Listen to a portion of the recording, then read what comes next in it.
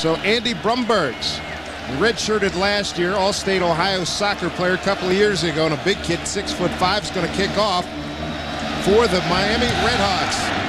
Terry and Daniels are deep for West Virginia. The running room up to the 30-yard line goes Daniels. So pretty good return, good start. Check that, it was Terry on the return. Stop made by Andre Johnson of Miami. Starting lineup for the Mountaineers. Mark Bulger, starting quarterback. That's what he did last week at East Carolina. At one point, matter of fact, he opened the game with 13 straight completions. 24 yards on that return. Mountaineers start from their own 31. Bulger going to throw it. Gets it outside to Corey Ivy. And a miscue right there as the ball was a little bit blown away for Corey. 6'2" senior from Boca Raton, Florida. Mark Bulger had good numbers last week. As we mentioned, 13 straight completions. He's got 5 straight games with at least 2 touchdown passes. Green and Coburn are the running backs. Corey Ivy, an outstanding receiver. We saw him just a second ago. And Rick Gilliam anchors a young offensive line. Second down and 10 from the 31. Bulger going to throw it again. Pretty much the same pattern. And this time, another drop. Corey Ivy, as they felt he could beat his man on that sideline, and he dropped it. Defensively for Miami, Andy Urakri, a good one, a senior from Kettering, Ohio, led the defensive lineman for Miami in tackles last year. Dustin Cohen, you're going to like him. All-American. He's a Butkus Award candidate, has tremendous speed.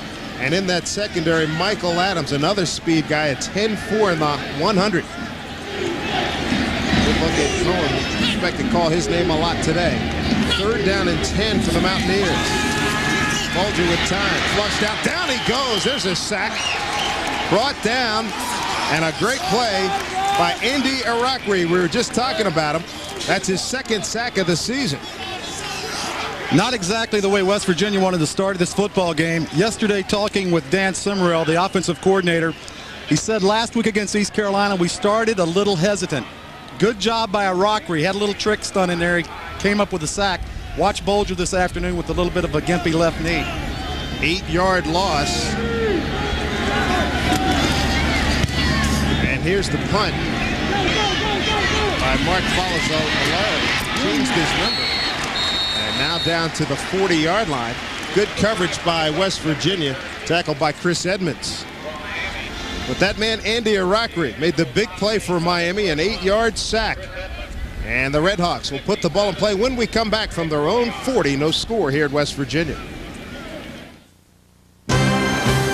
Today's Big East Football Conference game is brought to you in part by Dunkin' Donuts. Stop by your neighborhood Dunkin' Donuts and start every day off with a cup of our delicious fresh brewed coffee. Try original, decaf, hazelnut, French vanilla, or cafe blend. Miami of Ohio about to put it in play for the first time. The Miami University Redhawks. Here's their quarterback celebrating his 22nd birthday today, Mike Bath. Happy birthday, Mike. First play from the 43. What a surprise. Travis Prentice gets the call.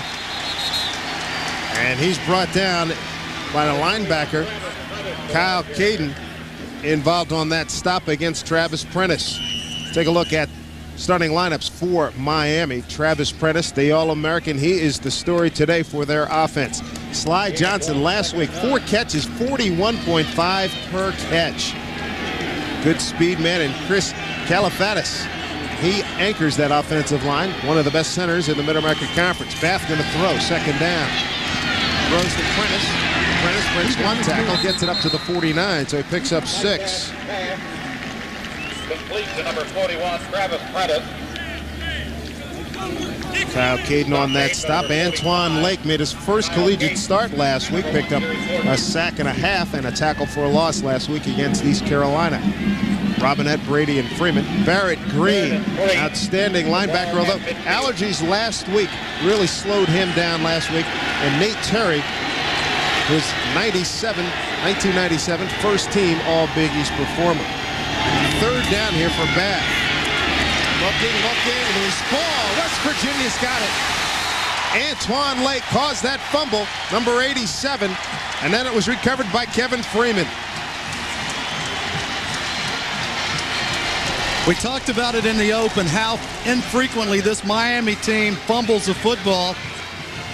Kind of ironic on their first possession. Antoine Lake collapses the pocket, gets his hand on the football. Mike Bath with really no opportunity. Good job by number 42, Kevin Freeman, getting the start and injured Mark Thurston.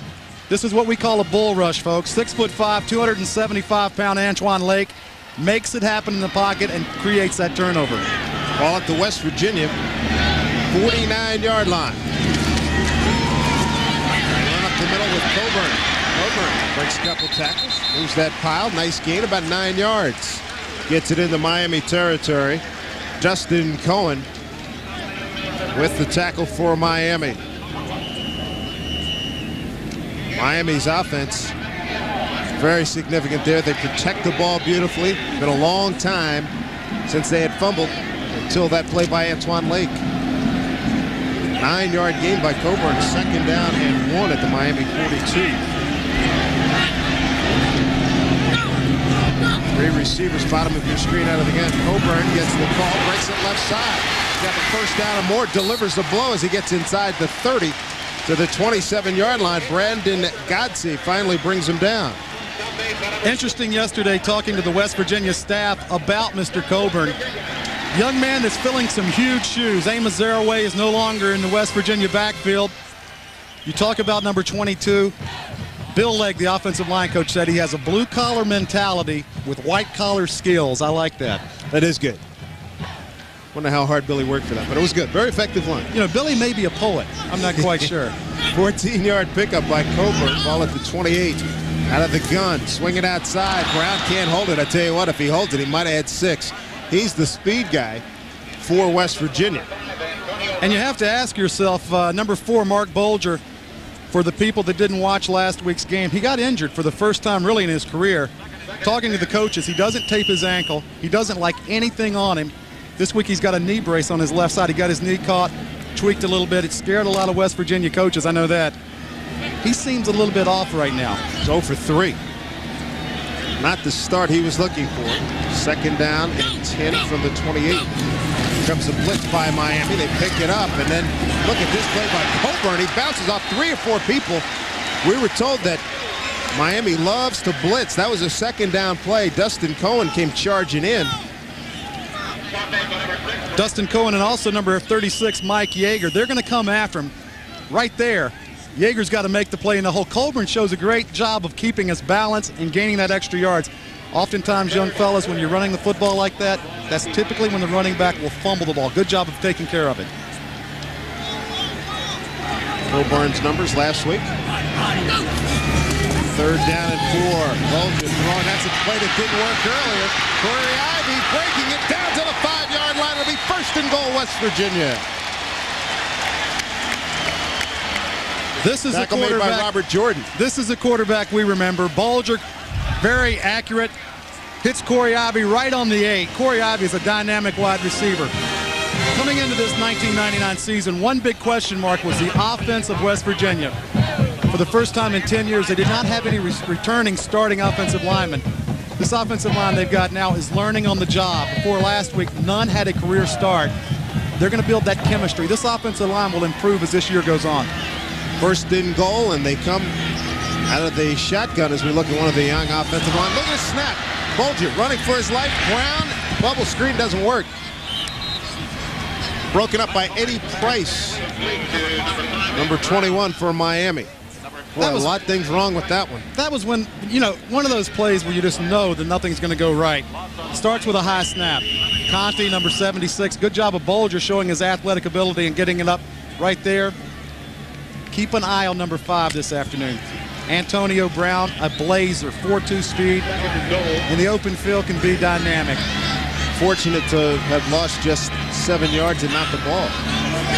2nd down and goal from the 12. Bolger, fade, end zone, got a man there. Incomplete, he was out of bounds.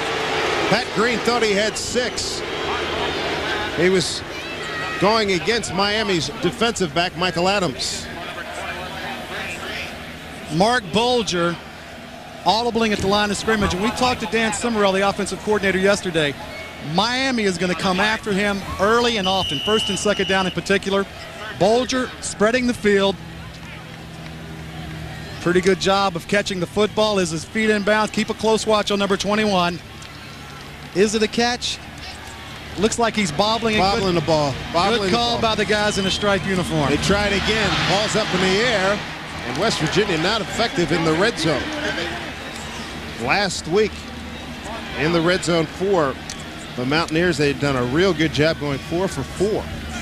But not today. This is what you like about Bulger. Even when the game doesn't start the way you'd like, you don't see any panic. His emotion stays basically the same. He would be a great gunslinger back in the Wild West, you know. Never changes his expression. Jay Taylor for the field goal attempt. 29 yards. And it's good. So Jay Taylor now 2 for 2 in field goals this year. Hit one from 22 last week against East Carolina. So the Mountaineers take advantage of a Mike Bath fumble and convert it into a score. It's 3-0 West Virginia early on here in the first quarter at Morgantown.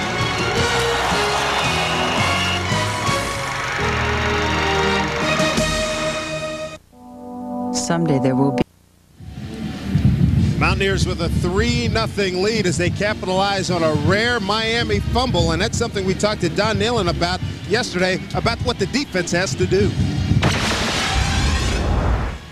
Missed a million tackles and had guys out of position and just didn't play near as well as I thought maybe we would. Offensively, we were sporadic, but at times I thought we did a couple decent things. You know, we lost both the entire offensive line and defensive line, so we knew we'd have some problems, but we're going to have to tackle better if we have any chance to win any game. Don and the coaching staff a little shell-shocked after the poor defensive performance last week as we look at the scoring drive from just a couple seconds ago. You're speaking about being shell-shocked. Can you imagine being a defensive player sitting in Steve Dunlap's meeting last Sunday? You're talking about sitting on the edge of your seat? Get out of that room as quickly as possible, I tell you. Jay Taylor kicks off. Sly Johnson and Steve Little are deep for Miami. This is Sly Johnson. Got himself into a hole and never recovered. Great defensive field position for West Virginia. Did a good job covering one of the fastest men on the Miami Ball Club. A 3-yard return. The Redhawks will start from their own 12-yard line. And look for Miami to go back to what they do best. Hand the ball off to number 41. Miami, we're not talking pushover here, folks, by no stretch of the imagination. 10-1 a year ago. The only team that beat them was Marshall.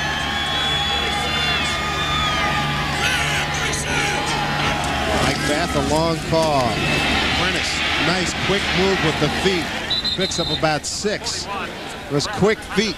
Tell you what, head up and the quick feet could have, if he doesn't have those qualities, he doesn't make this game. Well, look at these legs. This guy's 6 foot, 230 pounds, and look at the footwork in the hole. Patience.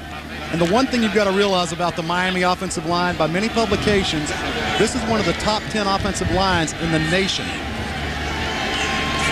Second down and 3 at the Miami 19.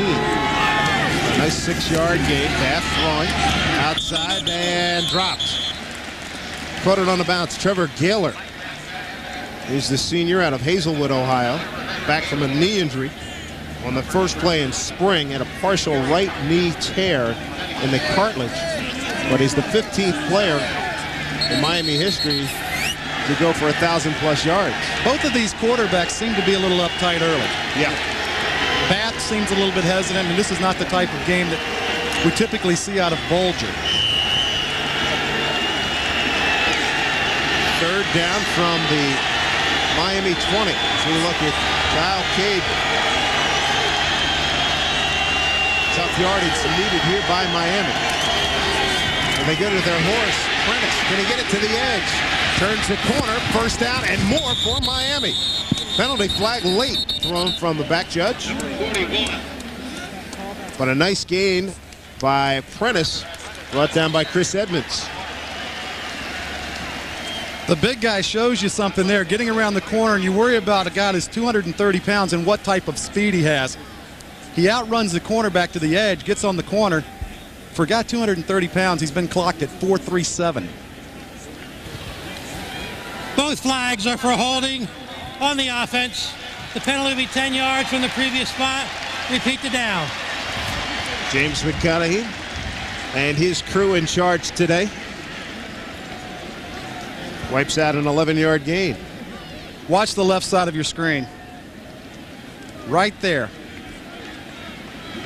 Calufadis, the center, looked like he got a hand. Look at the speed, though. This is what you're impressed by. Even though they lose 10 yards and they lose picking up a first down, you've seen why there's so much Heisman hype about number 41, Prentice. No doubt about it. 3rd and 13 from the 9-yard line.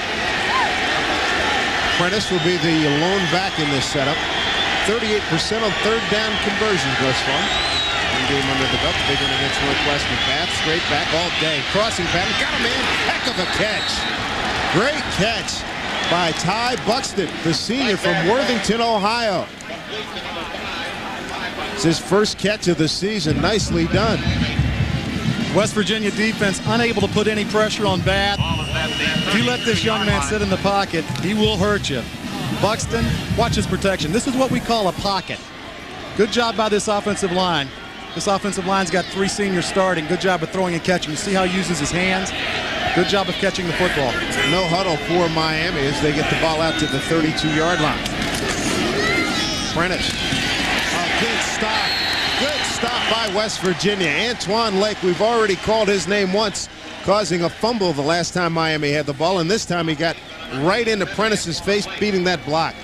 For a guy that's 6'5", plays with extremely good leverage, number 78, the right tackle, Joe Costello.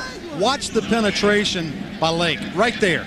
Nowhere to run and nowhere to hide. Great job of playing and keeping your pad level. Stay below the offensive blocker.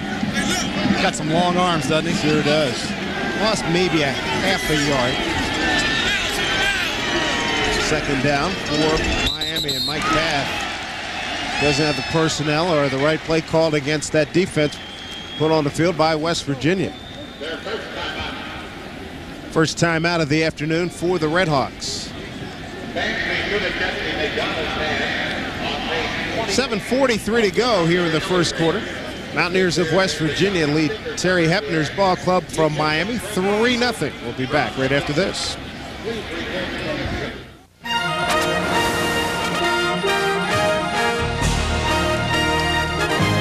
Hey, this is the home opener here at West Virginia, and a festive occasion. Everybody, all fired up. Got the burgers. I hope they're there after the game. That's right. It's a long walk back to the car, right? West Virginia, that's Greg Robinette, the nose tackle.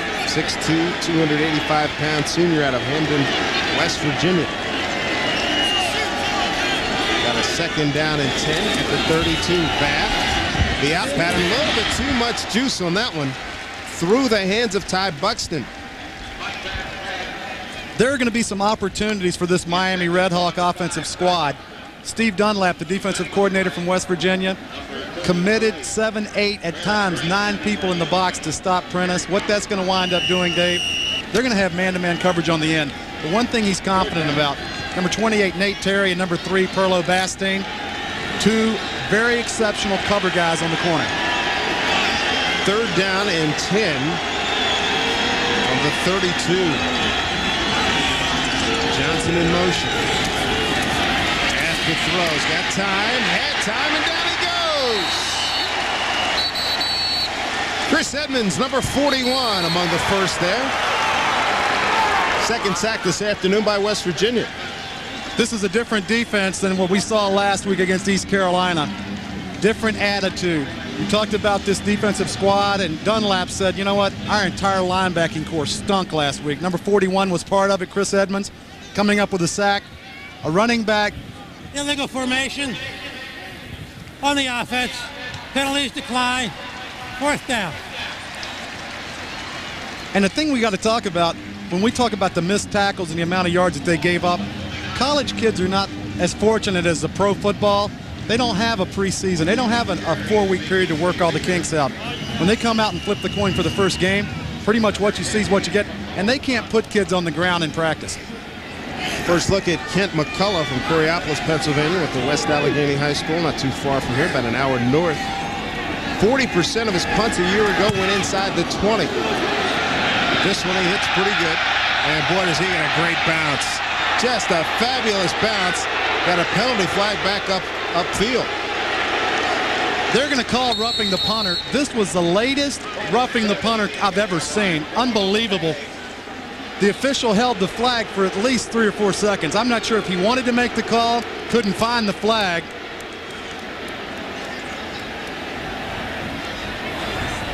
Not a real popular call here at Mountaineer Stadium. It's going to wipe out a 59-yard punt.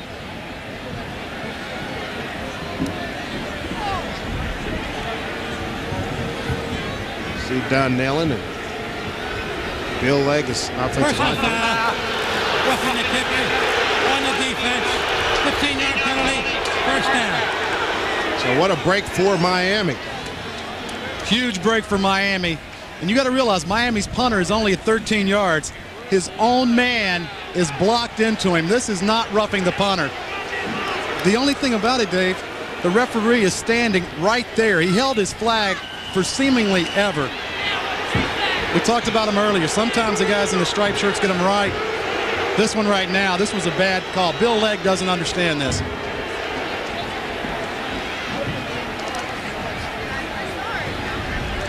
We're in Morgantown, West Virginia. This is Big East football at Mountaineer Field. Dave Sims, Jeff Bostic, and John Sanders. Good to be with you as we start another year. Big East coverage. Here's Mike Babb. Home run ball. Got a man down there. He had to wait for it. It's Johnson. Can he get to the end zone? Touchdown, Miami. And they convert quickly. Mike Bath really took a shot. That's a 56-yard scoring play from Bath to Johnson. We spoke of it early. West Virginia is going to commit 7, 8, at times 9 people to stopping number 41, Travis Prentice. What that does, it presents some opportunities in the passing game.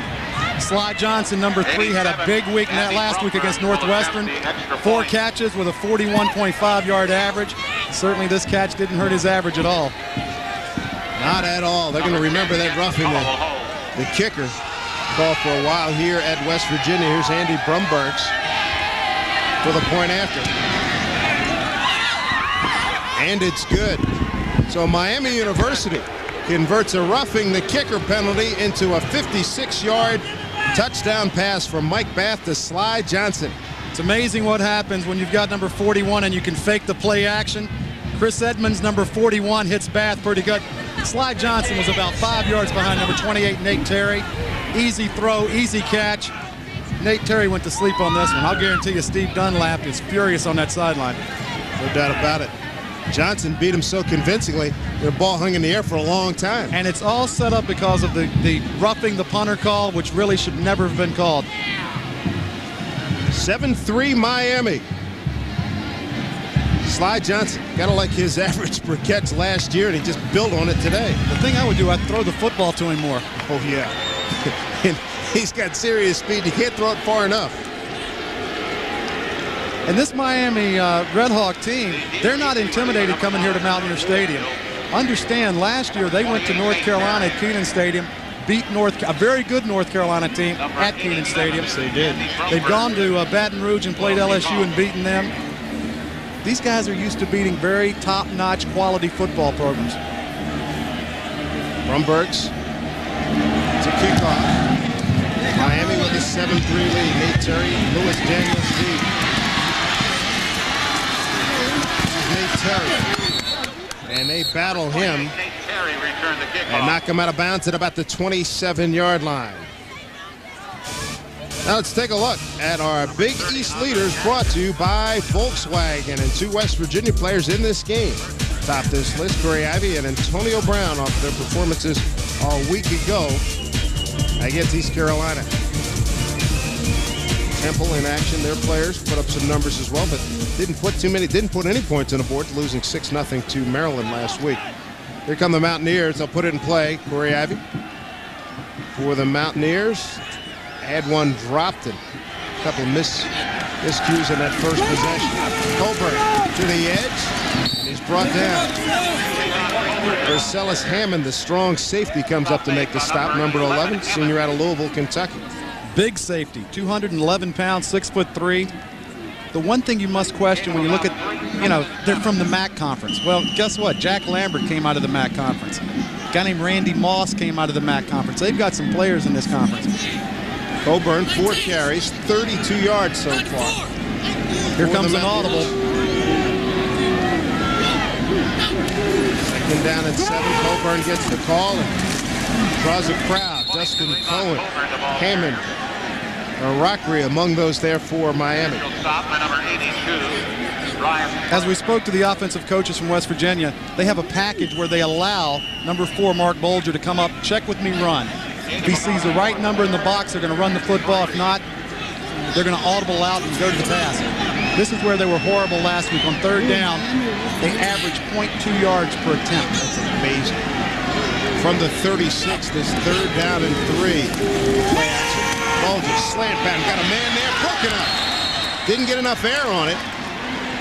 They had Ryan McCullough, a GTE Academic All-American candidate, break that one up for Miami. This is one of the passes where you say this one is completely just dead perfect or dead. McCullough, at the last second, sticks his right arm. Good job. That's what you do. You can typically look in the receiver's eyes, and he can, when his hands go up, you know it's time to turn around and find the ball. Good job by number 22. Senior out of Hudson, Ohio. Mark Fazzolari, his second punt this afternoon. His first start in collegiate action last week. He's out of Chartiers Houston High School in Washington, Pennsylvania. Gets into this punt pretty good. Ty Buxton lets it bounce. Miami's going to take over at its own 18-yard line. Let's go down the sidelines right now. Check in with John Sanders. David, you guys talked about it a while ago. You've got a team, Don Nealon had to replace his entire offensive line. Last time that happened was 1989, the year after they played for the national championship. The team that they had last year, the offensive line had made 142 starts. When this season began, the offensive line had made 0 starts. If there's one plus for this offensive line, it's bigger. They averaged 313 pounds. That veteran offensive line that they had last year weighed a mere 280. Back to you guys. The penalty be assessed. All right, thank you, John. Half the distance to the goal.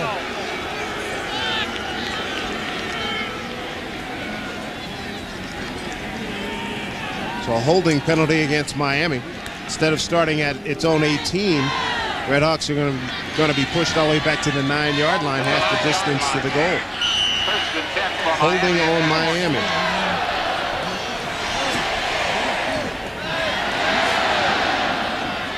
Right there, they're trying to double the release guy. Right there, number 1, the cornerback for Michael Adams, the speedster. The one thing you can run with him, don't hold him. Don't hold him. Look at the Redhawks from their own 9-yard line, leading 7-3. Bath out of the gun. Strong arm through the hands of Sly Johnson.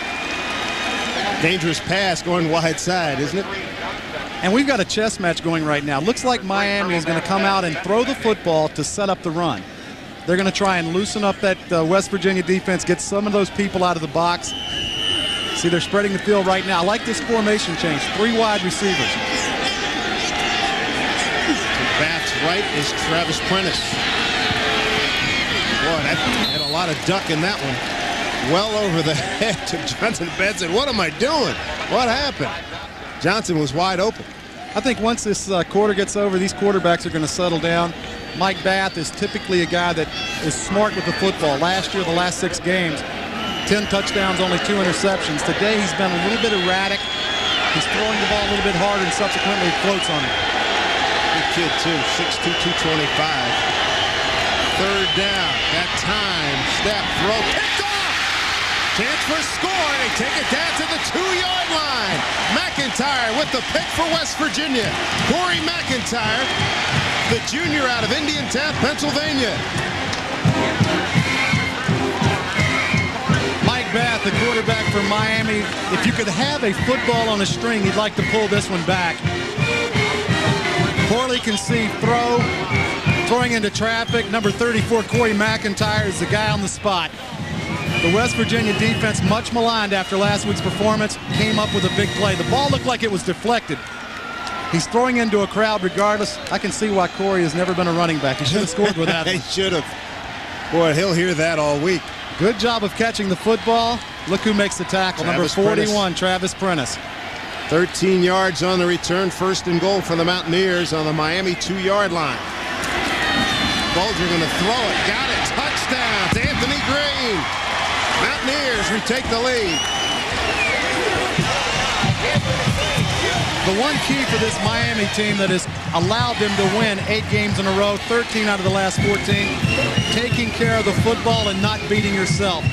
Terry Hefner, the head coach, has to be scratching his head right now.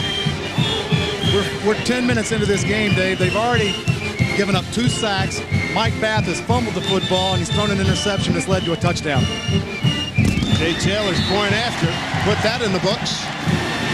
West Virginia capitalizes on a mistake to retake the lead. 5:23 to go, first quarter. Great play action. Number 49, I'll guarantee you there's one guy that's going to certainly miss his blocking. That's number 20, former number 20, Amos Zeraway. Anthony Green, 6'2", 245 pounds. Shows that he's got a little touch with his hands. You got to give him a crumb. If you're going to ask him to do all the dirty work, at least give him a touchdown occasionally. Well, they really like him. A classic tough guy fullback is Anthony Green, who can catch it. Amos Zeraway said he'd be a feature back in most programs.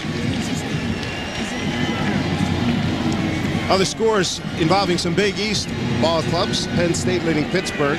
Penn State's pretty good, aren't they? Oh, yes, they are. UAB. Virginia Tech have to find a new quarterback today. Temple on the road at Kansas State later on tonight.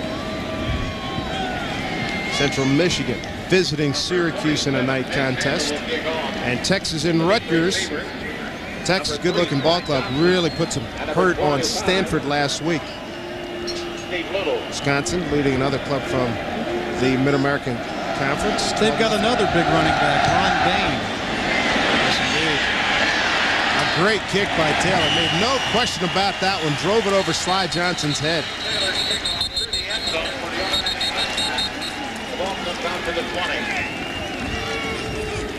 So Corey McIntyre's interception sets up the West Virginia touchdown. Anthony Green scored it. Anthony Green, his second touchdown of the season. He had 4 last year. Let's go, baby. Let's keep it high. Yeah, I tell you what, it was a very easy one. He'll take it. I know you've had that one. Here comes Miami from the 20. And trailing 10-7.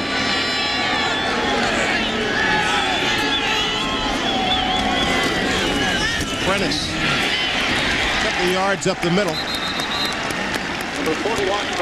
McIntyre and company there holds Prentice to about a 2-yard gain.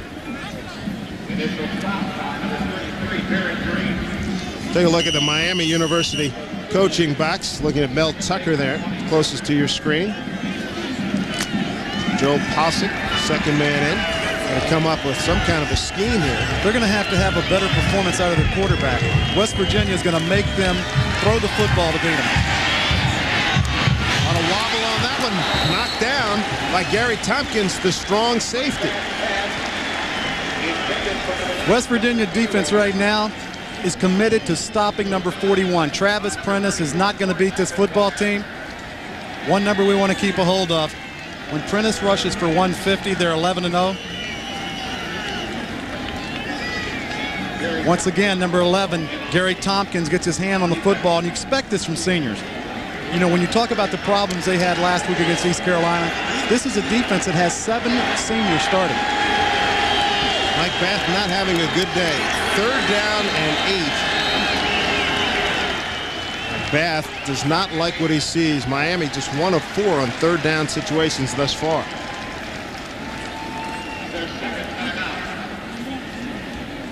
He needs to settle down right now. He's a little bit anxious. The game hasn't gone the way he had anticipated it.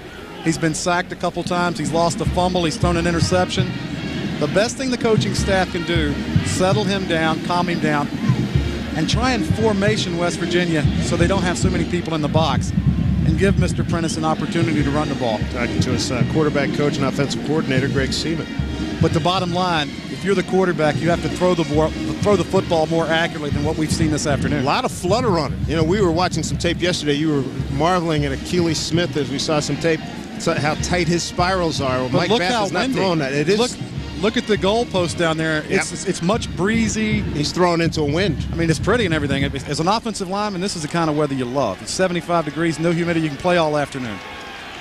Big play here, 3rd down and 8 for Miami at the 22.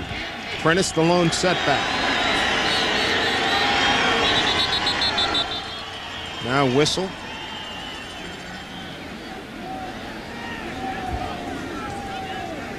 Please reset the 25-second clock.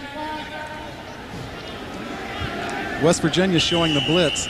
Watch them to come off the edge. From the bottom of your screen? Watch number 42, Kevin Freeman. Okay. Freeman at the bottom of your screen. He does come. They pick it up. Bath in trouble. Throws. Makes the catch. And, well, that does not look like it'll be good enough for a first down. Ty Buxton made the catch. Scooter Davis drilled him out of bounds. This is going to be very close. Number 23, Scooter Davis. He may be half the football short. In fact, it is 4th down.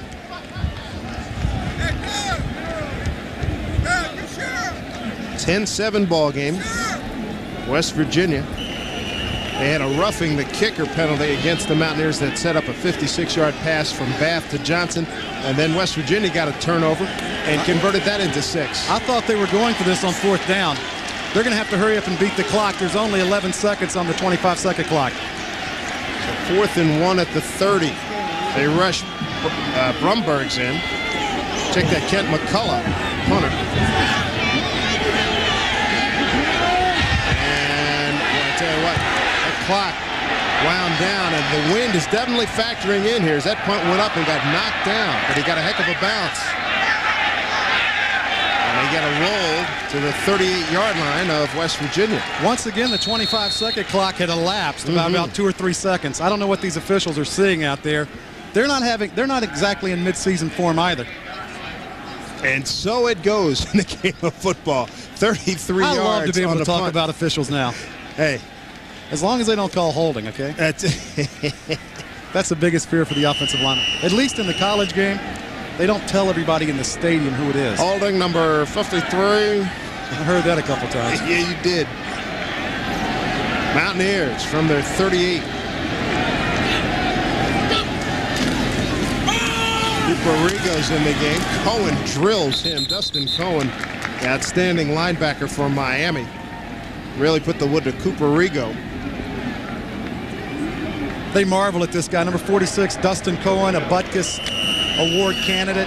Led the MAC conference last year in tackles with 140. That's a bunch of tackles. 146 tackles. 6'5", 245 pounds. Runs about a 4.6 40. You see his numbers last week: 12 tackles, 2 sacks.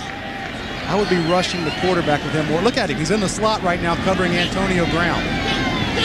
It's a heck of a chore. Run it up the middle. There you go, big run. First down, West Virginia into Miami territory. Cooper-Rigo, the transfer from Notre Dame. He sat out last year. Was brought down by Vercellus Hammond. And I was surprised, like you were, Jeff, that they gave away number 20 so soon. Well, number 20, Rigo, you know what? He's another big running back. Another guy that's got his legs, got his shoulders down to the ground. We got a guy hurt on the field. This is what West Virginia's offense has to do. 3 wide receivers, try and spread this defense out from Miami, and then exploit him running the football. Once you start getting him and having this type of success running the ball inside, then number 4, Mark Bolger, comes back. Robert Jordan's the injured Miami player, the middle linebacker, the junior from Camden, Ohio. Won Miami's Outstanding Walk-On Award. Let's look at Rigo. He had a 13-yard gain there. And good to see that Jordan's able to get up and walk off the field. Let's go down to John Sanders.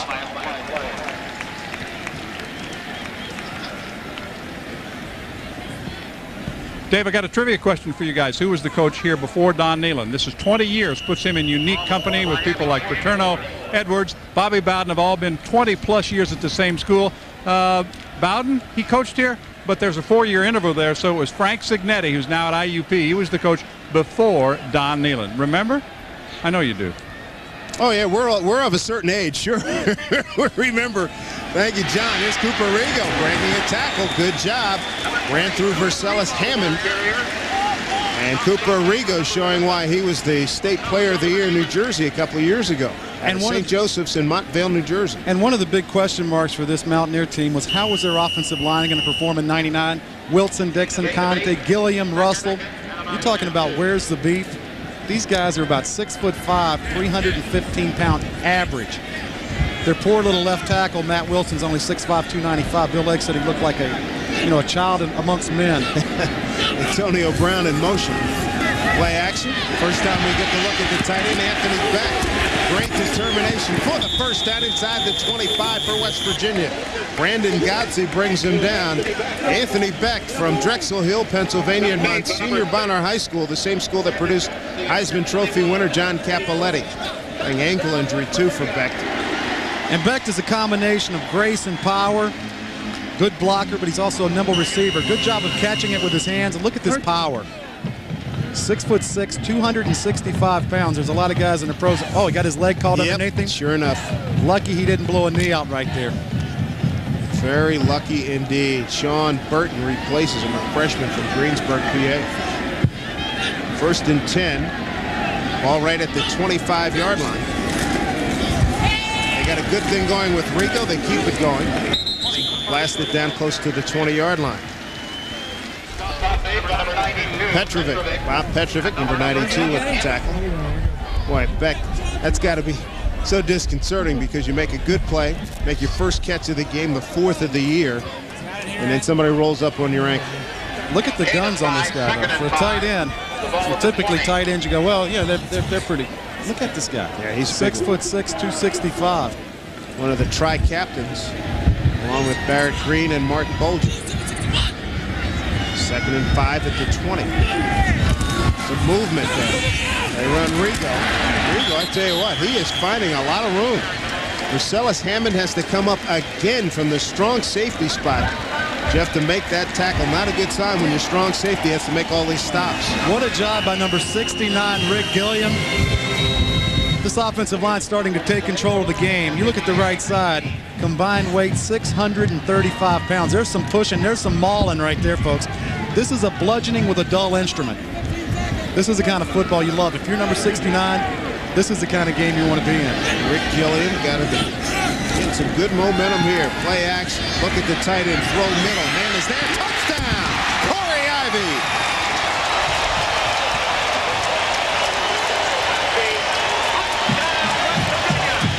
What a job by the skinny kid. Number 4 this year, Mark Bolger. They've had success running the football. Why don't we try a little play action, a little play fake? You get some type of sense to the arm strength of Mark Bolger.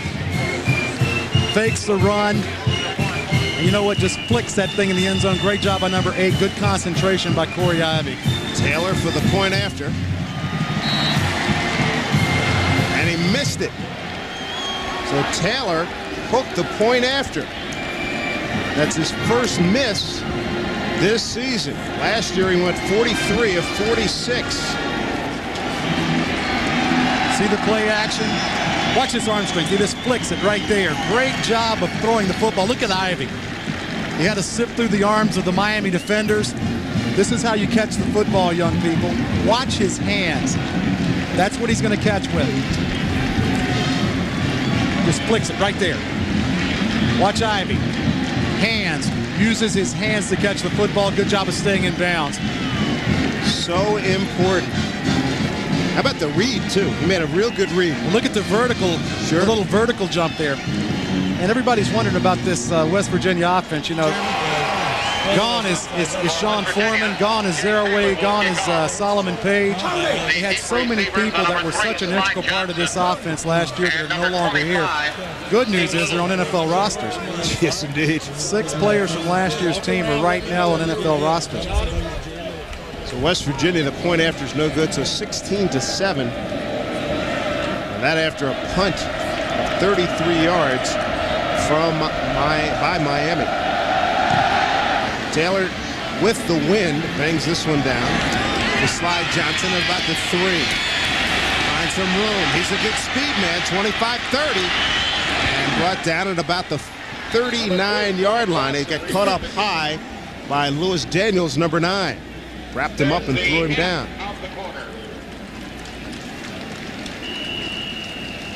That was the final play of the first quarter. And the Mountaineers lead the Miami Redhawks by the score of 16-7. We'll be back right after this. Starting the second quarter, Mountaineers lead the Redhawks 16-7 here at Morgantown. Not a full house, but a real good crowd here at Mountaineer Field. Miami from its own 39. I think we'll start to see a lot more of Mr. Prentice, and I tell you what, nice play there by the linebacker. Chris Edmonds, number 41, gets his opposite number from behind, and Prentice gets up limping a little bit. Take a look at our Buick first quarter stats. Miami offense basically non-existent with the exception of the 1 touchdown pass to Johnson. Only 9 yards rushing. Great job by West Virginia's defensive unit. They had their pride tested last week. All through practice, I'm sure Steve Dunlap called them every name in the book, and they've responded. No gain on that play by Prentice. Fake it to Prentice. Pass. Got a streaky man down the middle. Broke it up. He had his man, Slide Johnson. If he put it up in the air just a little bit, he would have had a chance to get 6, but Nate Terry broke it up. Play broken up by number 28, Nate Terry. This is Big East football. Glad to have you with us here in Morgantown, West Virginia at Mountaineer Field. Dave Sims, Jeff Bostic, and John Sanders with you. Interconference action is the Mid-American Conference Miami Redhawks visit the Big East West Virginia Mountaineers. Another third down play for Beck. That time, airs it out. He's got a man wide open. That should be 6 to Trevor Gaylor. To the 5, touchdown Miami.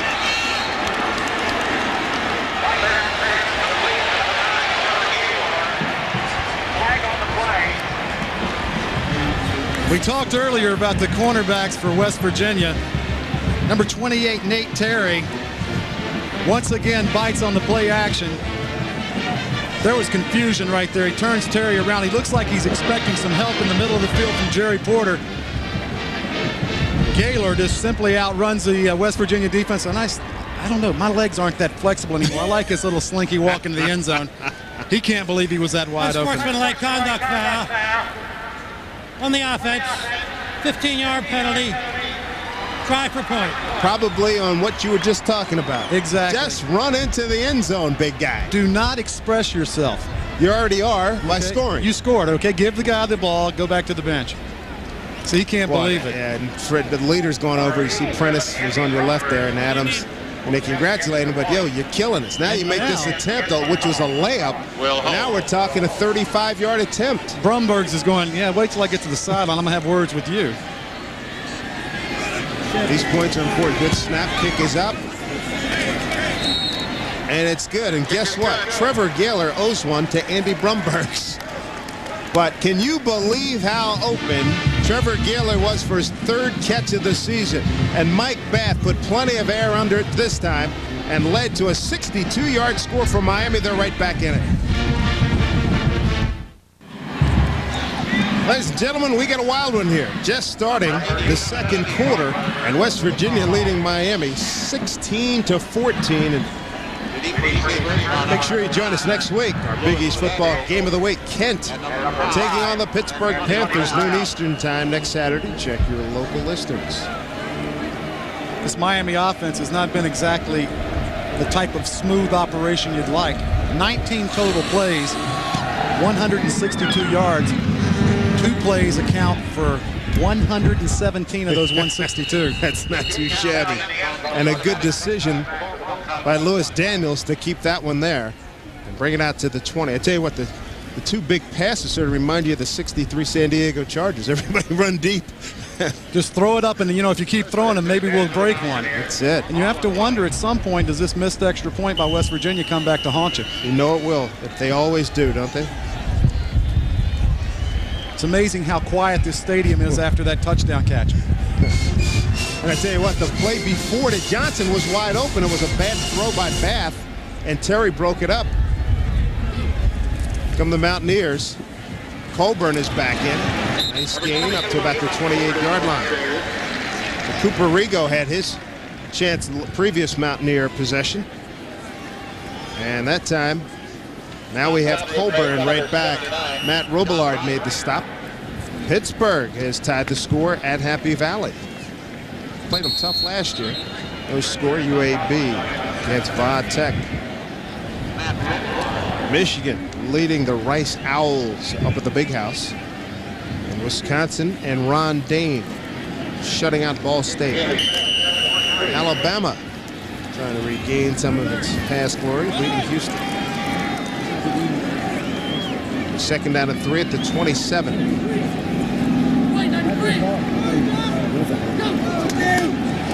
First tackle. No flags. They get it outside to Carlos Acegueda. First time we see him today. His second catch of the year. Godsey made the stop. Dave, coming into West Virginia, I really didn't know what to expect from this offense. Graduation and early departure from Solomon Page and Amos Zaraway, they had so many holes to fill. I've been very impressed with how their offensive line has dominated the line of scrimmage. We haven't exactly seen the normal Mark Bulger. I like what I see in number 20 and number 22, Coburn and Rigo. This offensive line is big. They've done a good job. Brown's in motion. Sideline ball. Pat Green broken up. Well done. Well played by Michael Adams. Try to run a flyer with Pat Green down the sideline. They put a lot of speed on that side with Ivy, Green, and Antonio Brown. And the one thing the coaches yesterday, speaking of the West Virginia offensive coaches, was concerned about, you see the numbers for Bulger, 6 for 13, 2 touchdowns, 1 pick. The thing that they were concerned with was his left knee. They said he's about 90%, and you look at that left knee, he's got a brace on there to protect it this afternoon. Second down from the 32. Play action throw and a little low and outside from Bulger. Tried to get it to Corey Ivy.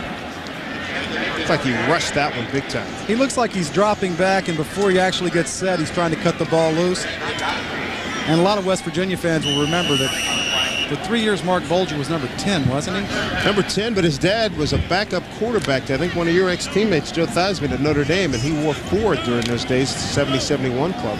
And Mr. Theismann wore number 3. 7, one of those numbers. It was single digit. Joe Montana wore 3. Theismann had a birthday 2 days ago. How about Dustin Cohen on that screen? They had it set up. Cohen goes airborne, knocks it down. So not a real fruitful offensive possession. Nicely done by Dustin Cohen. This game has been going in waves, Dave. One team takes control. Right now, it looks like Miami's regained it after the big touchdown pass. Their defense comes out 3 and out, and this is not what Don Nealon and his staff wanted to see. Not at all. Ty Buxton deep to get this one. That was Cohen. Got a piece of that. Buxton is taken down, but he got the ball and the kicker. So that's a fight. That's a legal play. I don't know why fans are booing. Dustin Cohen with a terrific effort. Got in on the punter, Fazzolari. So when we come back, Miami will put it in play from its own 29. Momentum on the Red Hawks side when we get back. West Virginia by 2 over Miami. 12:27 to go, second quarter. And as we take a look at our Follett Lineman of the Week, brought to you by Follett.com. For new and used college textbooks, get online with Follett.com. And our salute to Keith Short, led the way last week for Virginia Tech. 6 rushing touchdowns, 3 by Michael Vick. Travis Prentice, whoa, boy, ran into a log jam right in the middle of the West Virginia defensive unit. Jerry Porter was there along with Barrett Green.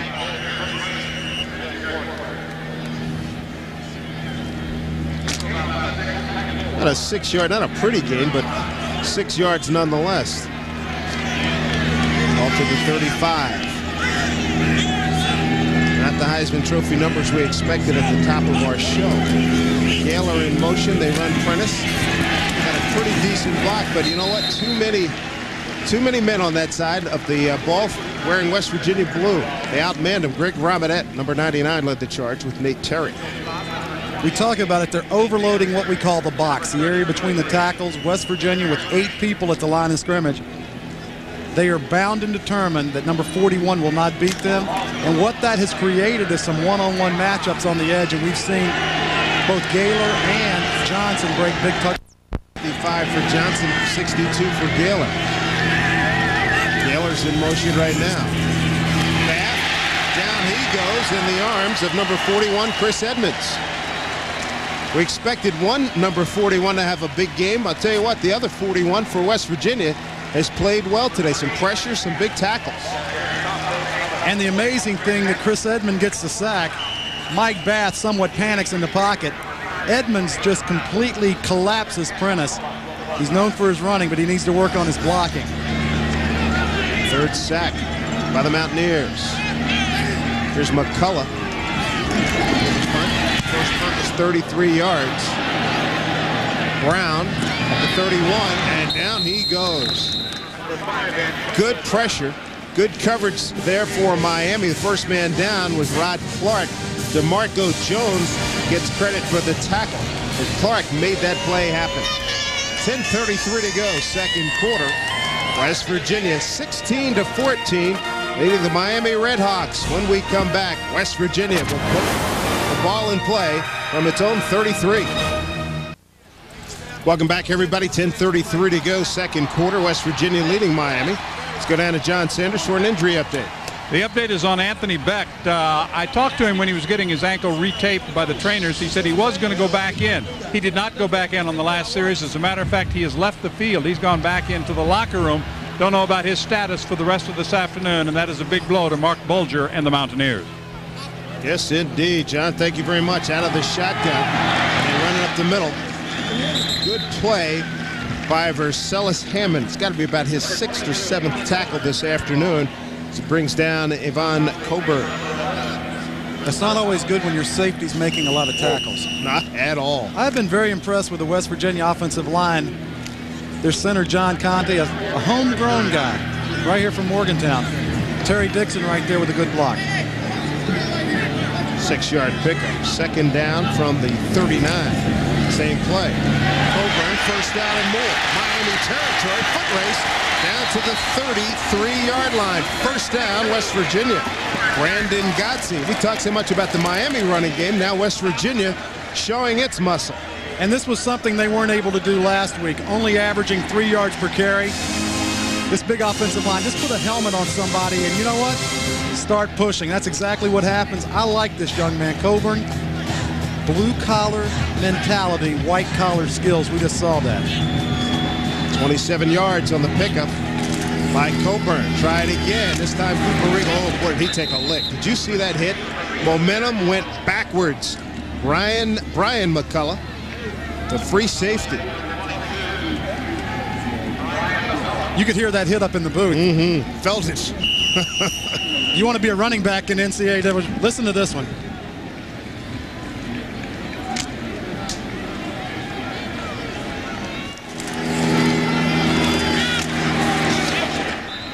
That's plastic on plastic, folks.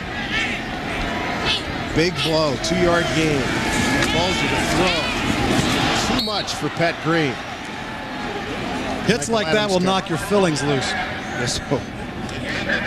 And some people say knock your mama's fillings loose too. You know what? I mean, that was a good pop. You know, I've got cringes up here in the booth, and I'm not even getting hit. That's it. A lot of credit to McCullough. First team academic, all Mid-Atlantic Mid-American Conference last year. Third down and 8 at the 32.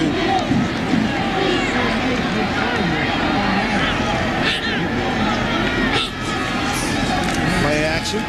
Good block by Rigo. Uh-oh, face mask. Sack. It looked like there should have been a face mask there, and they did get it.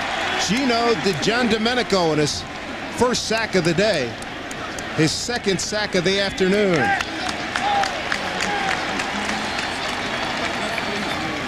From an NCAA Division I all-name team, Gino DiGiandomenico. You're talking, he must have been 13 years old before he learned how to spell it. There it is. He got the right hand on Bulger's face mask. He tried to get it off quick. Too little, too late. Personal foul, grabbing the face mask on the defense, 15-yard penalty, automatic first down. You have to make that call. When you get a guy's face mask, the person on the end of it is at your beck and mercy. You can drag him all over this field. Oh, no doubt about it. Good job by the officials. Mountaineers with a 2-point lead, trying to extend it. Cooper Rigo up the middle. Good tackle from behind by Dustin Cohen. Came in and made that play. He's active. I mean, it's one thing to read the press clippings and see tape, but when you see a guy live and he's flying all over the place, that's very impressive, and you can see why he made third-team All-American last year. And you've got a 245-pound linebacker that has the ability to cover people in the slot. You don't see that. Yeah, that's extraordinary. I would like to see them rush him more as a pass rusher. 3-yard gain. Bulger, not liking what he sees, calls timeout. And we will take the break with them at 8:06 to go, second quarter. Scoring pace is slowed down just a little bit. 16-14, West Virginia over Miami. Mark Bulger and the Mountaineers in the red zone when we come back.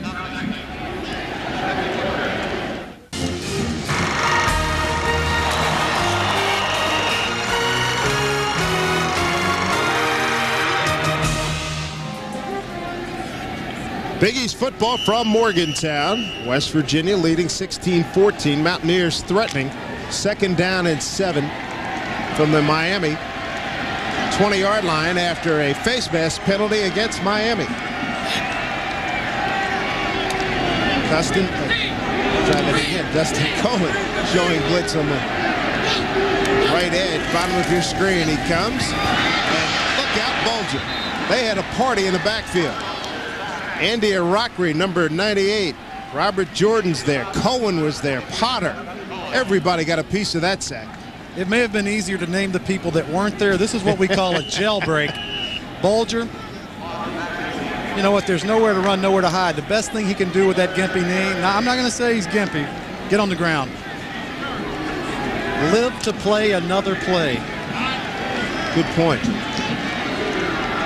Good look at Cohen, who's been all over the field. Carlos Acegueda, top of your screen, third down and 13 for the Mountaineers. Back goes Bulger, under pressure, screen left side. Coburn with blocking. But a heck of a play by Yeager. Mike Yeager tripped him up and prevented further damage from Miami. And number 6, their cornerback, Godsey, also a good job of making this play. Other scores involving Big East teams. How about Pittsburgh hanging tough at Happy Valley, 10-7. And we're going to see the Panthers next week. Against Kent. Virginia Tech leading. Michigan in front of Rice. Here's Jay Taylor, 35-yard field goal attempt. Good snap placement, and the kick into the wind is on the money. So Taylor's field goal extends the West Virginia lead to 19-14. 29 yards, 35 yards on the field goal. He hit one earlier from 29 yards. He did, however, miss an extra point.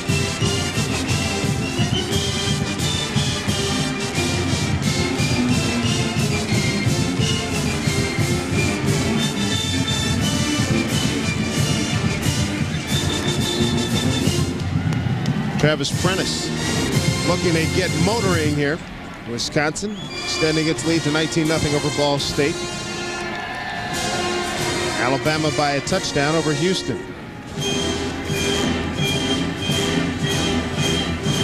19-14. Hear from Miami coach Terry Hepner in a few minutes. Talk to him for our game. The officials have been a big part of this game early. Roughing the punter, which probably should not have been called, allowed Miami to have a second chance.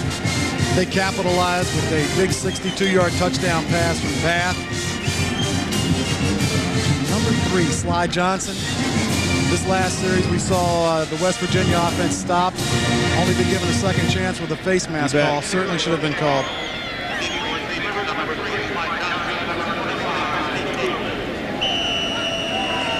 Taylor set to kick off.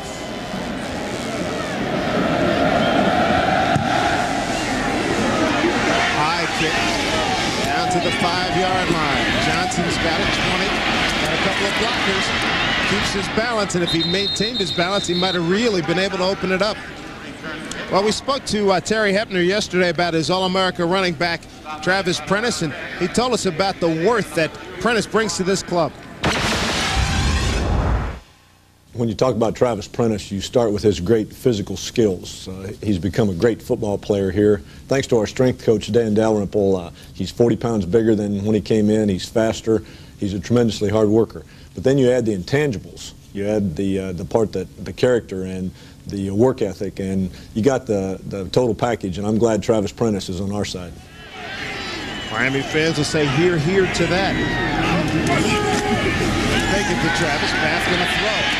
Under pressure, didn't look for that deep post pattern. Now he's got room down the sideline. First down and more, does the right thing and runs out of bounds. Chased by Barrett Green.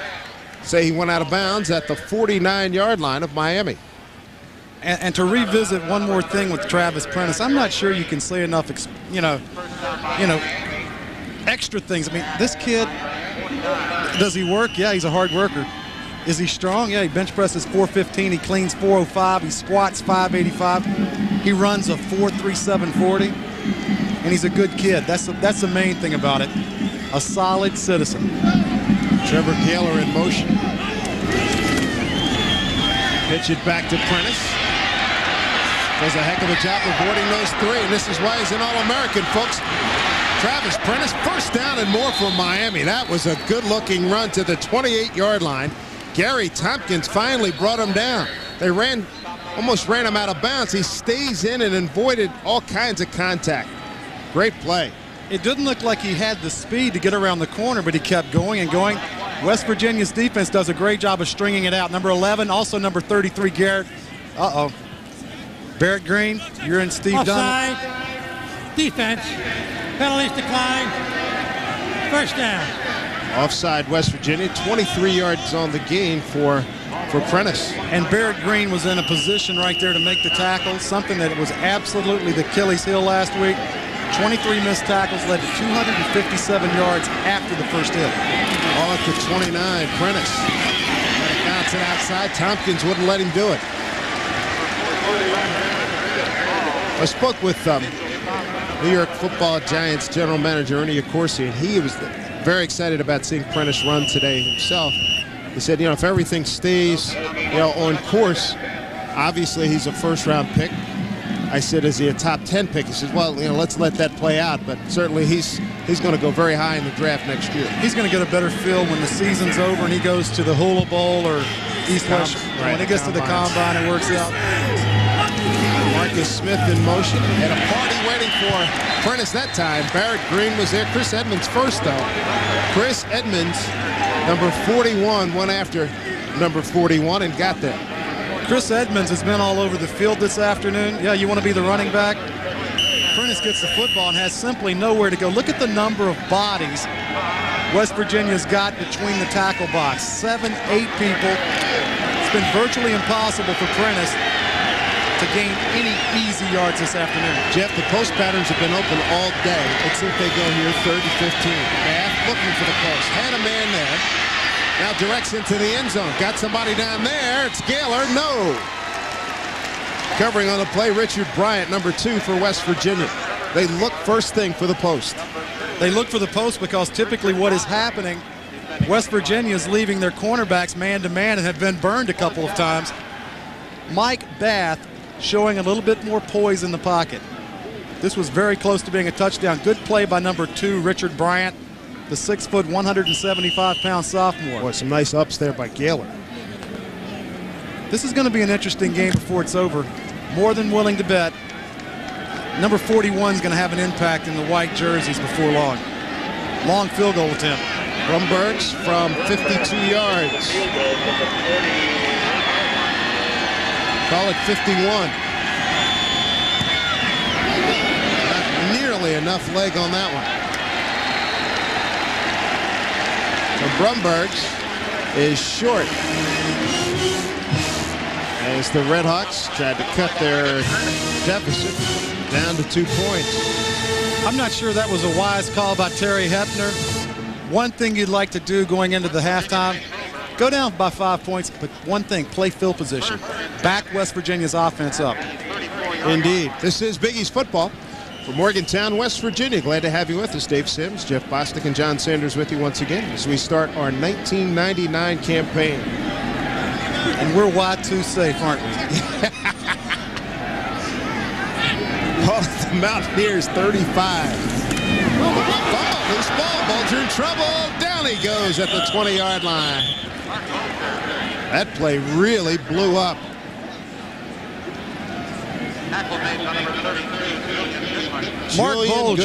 Mark Bulger has not been the Mark Bulger we've seen before. Just simply loses a handle on the ball, and you have to ask yourself, Dave, he missed some practice time this week with that leg. You see that black wrap around his left leg? Is that affecting him probably more than we'd probably have been led to believe? He's facing a long one here. From the 21, second down and 24 yards to go. If I'm Miami, I'm coming after him. They don't. Play action. Deep ball. Sideline. Ivy. Is there a flag coming? No, sir. Coverage on the play. Brandon Godsey.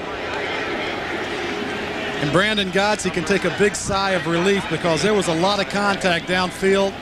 Corey Ivy running side by side. It looked like there was some contact. Right there, you can see the left arm. I don't know what this official is seeing on the sideline, but he is making a definitive call that there was no penalty. So a big third down for the Mountaineers. Draw.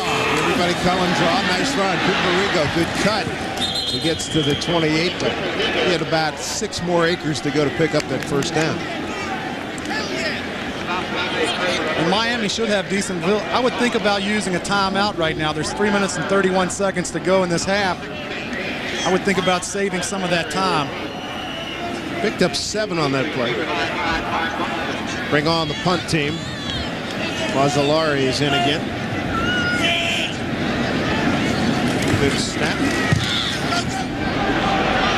Boy, that ball looked like he got knocked down big time. Not a good performance on that one. All right, let's go down to John Sanders and see what he has coming up at halftime. The National Car Rental halftime report is coming up for Morgantown. We'll have the National Notebook, a look at some of the big games coming up. Our special Big East feature for this afternoon is on Mark Bulger, and we'll talk more about that number change. We'll have first half highlights, of course, update some scores from other Big East teams. Check in on how Pittsburgh is doing at Penn State this afternoon. All coming up on the National Car Rental halftime report. David? John, thank you very much. A 19-yard punt puts Miami in great field position at the West Virginia 48-yard line. Option. Boy, how did Prentice get away? And what a blow he delivers. That's a good-looking 2-yard run. Michael, Jerry Porter knocked him out of bounds, but that's a great play for 2 or 3 yards. And you know what? You have to like that. If you're an offensive lineman, to see your running back lower his shoulder, he brought out the whooping stick right there. Didn't he? And Jerry Porter got up talking some junk in his face. I like this. It's going to get heated. Oh, no doubt about it. 6-yard gain to the West Virginia 42. Gaylor's in motion. Get it out to Gaylor. Got a block. Pretty decent block by Ty Buxton. Allowed him to pick up a couple of yards. Barrett Green, the stop for West Virginia. I like what Miami's doing on the attack. I mean, yeah, we got the big weapon in 41, Prentice. We're gonna spread it out a little bit. The big key for them since the first quarter, number 8 has settled down. You bet. 3rd down and 2 out of the, boy, I haven't seen this in a while, a power-eye backfield. They got Nick Monk, number 37 in the game. Prentice gets the call straight up the middle. Tell you what, he didn't miss much in breaking that one. Nate Terry stops him after Prentice picks up the first down. Tremendous job by their tight end, number 86, Mike Sullivan. He's one of these running backs. Speaking of Prentice, I think he gets better the more he carries the football. Good job of kicking out. See the shoulders? And the one thing you like, look how he takes care of the football. He's got that arm wrapped around it. Play action, post pattern, man's there! Oh, right through the hands as they went for Slide Johnson, the speedster. What did he absolutely smoke that cornerback. And the good thing about it, I see more confidence from number 8, Mike Bath. Sits back in the pocket. We saw some quails in the first half. Billy Kilmer revisited. This was about an inch away from being perfect. He knew he had an opportunity right there that he didn't cash in on. Sure enough. A play action fake, you absolutely have to honor it. 2nd and 10 at the 35. Buxton in motion. Gives it to Prentice, nowhere to go. They stuffed his blocking back, Nick Monk. Prentice had to try to get over him. Chris Edmonds, again, we call his name. A nice play by number 41 in blue. And West Virginia is still overloading the line of scrimmage. 8 people in the box. What has to happen, Mike Bath has to make them pay. They've got man-to-man coverage on the edge. You have to take advantage of that. Gaylor, Johnson have made plays. They're going to have to make more if Miami's to come back and be successful this afternoon. John Branch in the game. Bath in trouble. Gets away. How did he do that? But down he goes. Finally, Kyle Caden brings him down. Number 45. 4th sack for West Virginia. Number 41, Chris Edmonds, totally collapses the pocket. Mike Bath is fortunate to be able to get out of the pocket. If there's one thing that the scouts are going to see about Prentice, he is not a very good blocking back to be as big and as physical as he is. He'll have to do a little bit of work when he goes to the next level at blocking linebackers. That is the common complaint when you talk to pro coaches about rookie running backs. You know, the number one thing that's a complaint about rookie running backs, that they fumble the football. Okay, fumble. You know, as soon as I said that, I was going to add that in. They might be an entry. Yeah, I don't think they have to worry about him fumbling the football. But delay of the game on the offense. 5-yard penalty from the line of scrimmage. Repeat the down. Yeah, they're rookies. They fumble a lot, and they don't pick up the blitz. And what happens with rookie running backs? They don't know how to lower their center of gravity. You know, right now, Prentice typically in the MAC conference probably gets by, you know, just sheer strength. Well, now he's going against a guy like Edmonds, is 6'3", 240 pounds. When healthy, Mark Thurston, he was out of the lineup today for West Virginia, 6'3", 255. A lot different animal. I think there was some confusion down on the side. Now, what do we have, a timeout? The Miami Redhawks were trying to run the clock out. We've only got 2 seconds left in this second quarter. Good look at Steve Dunlap working his crew. Defensive unit. Let's go back to John Sanders. Just about set for the National Car Rental Halftime Report. We will take a look at the National Notebook, a special feature on Mark Bulger. You've already talked about that number change. He'll explain that in a little more detail. We'll have some other scores, the first half highlights, all of that coming up in just 2 seconds for the National Car Rental Halftime Report. That'll be 2 long seconds, of course. You bet. All right, John, thank you. You know that last punt by West Virginia? That looked a little bit like John Sanders' driver, didn't it? Oh, come on. Give him a little credit. 700. I played a little golf yesterday. I know. You told her. You might as well tell the rest of the country about it. With the Pete Dye Club up in Bridgeport, West Virginia, folks. If you ever get a chance to play it, it doesn't get much better than that. Here we go. They're going to play out this last 2 seconds on this 4th and 20. Why not? Throw it deep. See what happens. Bad. Unloading. Ball's going to be short, but let's see if they can tip it. Picked off by West Virginia.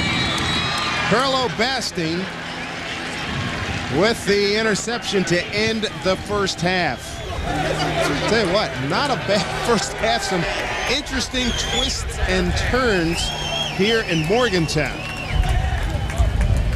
A couple of big plays by Miami, a 55-yarder, Bath to Johnson.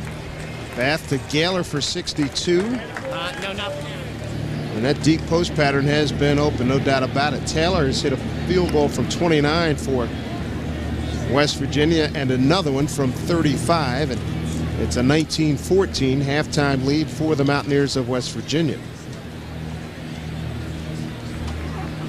Dmitry Shostakovich and Nicholas Linsky. Dave Sims, Jeff Bostic, and John Sanders with you here in Morgantown. Second half is going to be interesting as we look forward to seeing what Travis Prentice can do coming up in the second half. John Sanders will have our halftime festivities for you when we come back. Mountaineers lead the Red Hawks in this battle of the Big East against the MAC, 19-14. We're back with more right after this. And Jeff, boys. All right, thank you, John. Mark Bulger and the West Virginia Mountaineers with a 5-point lead. Bulger on the first half, 8 of 17 for 51 yards and a couple of scores. Our first half highlights are brought to you by John Hancock.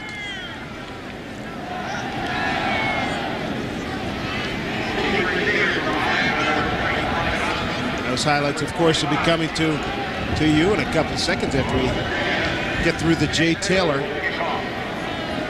kickoff to get the second half underway.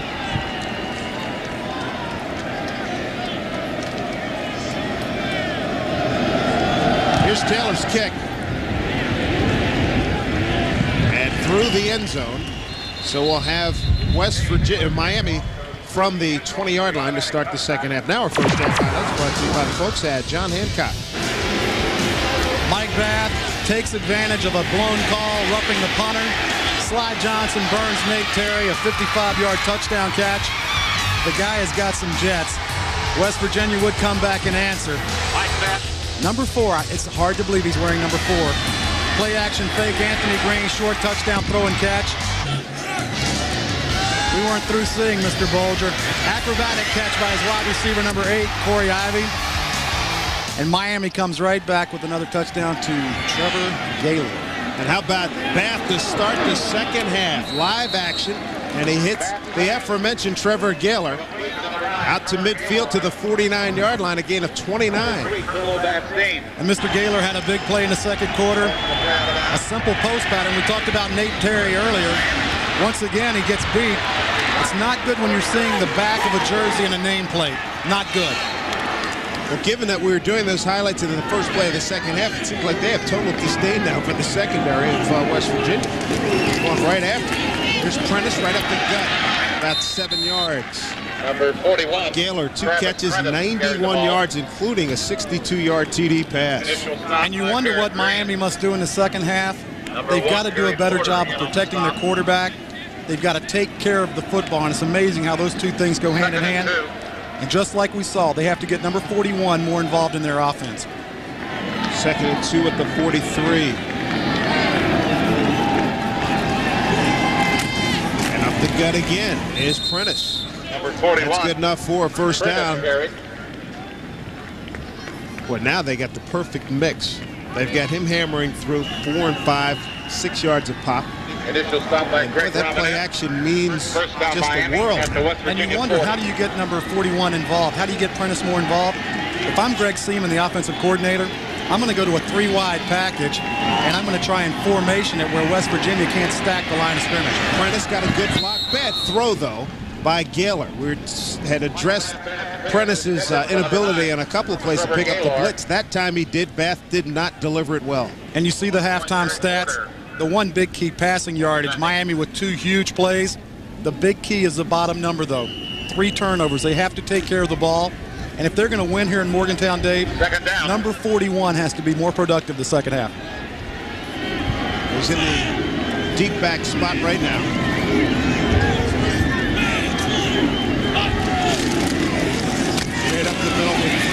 Antoine Lake, number 87, went for a ride. Number 41, Travis Prentice. Brought him down. Antoine Lake caused a fumble back in the early stages of the game. Made a couple of big tackles, had a sack. Played well today. What Miami is trying to do offensively against an 8-man front is trying to stick a square peg in a round hole. The last time I checked, it's not going to work. Mike Bath has to be, right here we got it. We got a 3-wide situation. They should be throwing the ball right now. That they are, the blitz.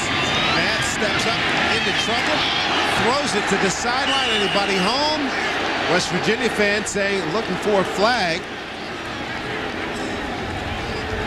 And they say no intentional grounding. Antoine Lake with the pressure. And like I said earlier, the thing they have to do is protect their quarterback better. That's not happening. Take care of the football. Very ill-advised pass right here. Mike Bath is fortunate. Number one, it wasn't intentional grounding. Secondly, it wasn't picked off. 41. Travis Prentice has to be a bigger force in their offense. Number 10, McCullough will punt. McCullough, 2 punts thus far, averaging 35 yards a pop. Try to get it inside the 20 here. Standing at his own 42. Good snap, no rush. Didn't get much height on it. Got it to the sideline and out of bounds. They're going to say at the 23-yard line, a punt of just 22 yards. Antoine Lake of the West Virginia defense, they did their job in that first series, although Lake looks like he's... Welcome back, everybody. Third quarter action just underway, 19-14. Let's get down to the sidelines and John Sanders. You know, Dave, we talked a lot about how many guys the Mountaineers had to replace from last year. No fewer than 9 of the Mountaineers went to NFL camps. 6 were drafted from the 4th to the 2nd round, and 7 of those players are still with their teams. A couple of them, Brian Pukanis is back here in med school. Sean Foreman's on the field today. He's back to finish up his degree, but those are the kind of people the Mountaineers have had to try to replace. All right, John, they've done a good job producing some quality players here at West Virginia. Antonio Brown in motion, they throw it to him. Good speed guy, turns the corner, picks up 9. That play did not work a couple of times in the first half. Picks up 9. Michael Adams with the stop. Terry Dixon, number 72, was out there blocking for Antonio. And it was interesting. Last week they ran this play 4 or 5 times. Statistically, it is not a pass because it's going behind the line. If the quarterback's he's throwing behind where he would be, it's considered a pitch. If you can believe that. Yeah, that's a heck of a pitch. Brown in motion back the other way. They run Colbert. He's finished off there by Versailles Hammond. Nice play as he completes the play, but nice shot by Ryan Terry, 56 for Miami. Coburn had some good moments in the first half. And you wonder what West Virginia needs to do in the second half. Defensively, they got to stop the big play. That's been their big nemesis so far. They've got to continue to run the ball with Coburn and also Rigo. And the big thing, take some more shots downfield deeper. See what they do on this 1st and 10 at the 36. Coburn, who had 76 yards in the first half. 2 successive carries now. Has picked up some good yardage. Gain of about 8 on that one. Brian McCullough, 22 for Miami, knocks him down. Some scores from around the other environs in football. And well, I tell you what, Pittsburgh, they want to come out of there with a victory. That would be huge. Hokies leading by 10. Michigan taking care of Rice. Ditto Wisconsin on Ball State, and Alabama pulling away from Houston. Coburn, 82 yards and 25 carries. He's got 10 carries, 87 yards in this game. Coburn with another few yards. Looks like he's got the first down yardage. Going to be very close at the very least. And you see the back of his elbows, you see those strips, and you wonder, well, what are those things? And you see the wristbands that he's got up there. Anybody that's ever played on a surface like this, believe me, you can't imagine, you can't even spell rug burns until you fall on this carpet at full speed. And that's exactly what he's got those little white strips on the back of his arms for, to protect his elbows. Very painful. It's worse scabs, than, and then you never get rid of them. It's right? worse than painful. I've got scars on me from Giant Stadium like you can't imagine. There in Philly, I'm looking like a road map. He did pick up the first down. That's just the surgeries. I'm not talking the rug burns. I like this little kid, Avon Coburn. Quick feet, able to make cuts in the hole. He reminds you of a guy they had here for a couple of years, Zeraway. Yes, indeed. Zeraway's probably freshman. a little bit more powerful. Yeah. This kid's going to put on some weight as he continues to go here. Cherry Hill, New Jersey, Holy Cross High School. Blitz. They throw it, find the short man, and Ivy's got an escort down the sideline. 20, 15, and finally knocked down at the 12-yard line by Vercellus Hammond. A good-looking throw and catch to Corey Ivy. The key on this play is number 80, Carlos Aceguedo. This is a pick. West Virginia runs a pick. It picks off the safety. And number 1, Michael Adams has absolutely no clue where the football is. Picked off number 11, Vercellus Hammond. And look at Aceguedo downfield trying to get the block. Good job by the wide receivers. That's what you see from West Virginia. Their receivers are ready and willing to block downfield. Ball just inside the 10-yard line. First and goal at the 10. Brown in motion. Coburn picking his way down inside the 5 to the 4-yard line. Hammond again on the tackle. Hammond's going to have himself a healthy double-figure tackle day before this is over. This is what I was talking about earlier. This young man's ability to cut at the line of scrimmage. 6-yard gain, 3 cuts. You do the math. That's it. It's second and goal at the 4 for the Mountaineers. Coburn, the lone setback, really spreading them out. Brown, same play they ran first half and ineffective this time. Tried to get it to Anthony Beck. Glad to see that he's back in the game after his first half ankle injury. And Vercellus Hammond, I'm not going to say he was holding Anthony Beck, but they were awfully close to one another in the end zone. Yeah. Is there anybody that gets away with any more pushing than any wide receiver for Dallas? You know, Michael Irvin, I'm sorry. I totally, you know what? You're coming from a Washington Redskin bent, and I'm coming from an anti-Dallas bent, so you know I'm agreeing with you. Oh, yeah. Third and goal at the 4. Fade. No touchdown on that one. Adams covering against Ivy. And Adams giving up some height to Ivy. Ivy at 6'2", Adams just 5'8". And it seems like all the West Virginia wide receivers are cut out of the same mold. 6'2", 190, 195. This is a good job of matching up. Man-to-man, Corey Ivy versus Michael Adams. Right off the tip of his fingers. Good throw by Bolger. You like that chance. Your receiver catches it or it goes out of bounds. Taylor on for the field goal, 21 yards. And that's an absolute layup for him. He knocks it through. 22-14, West Virginia over Miami. Third field goal of the day for Taylor.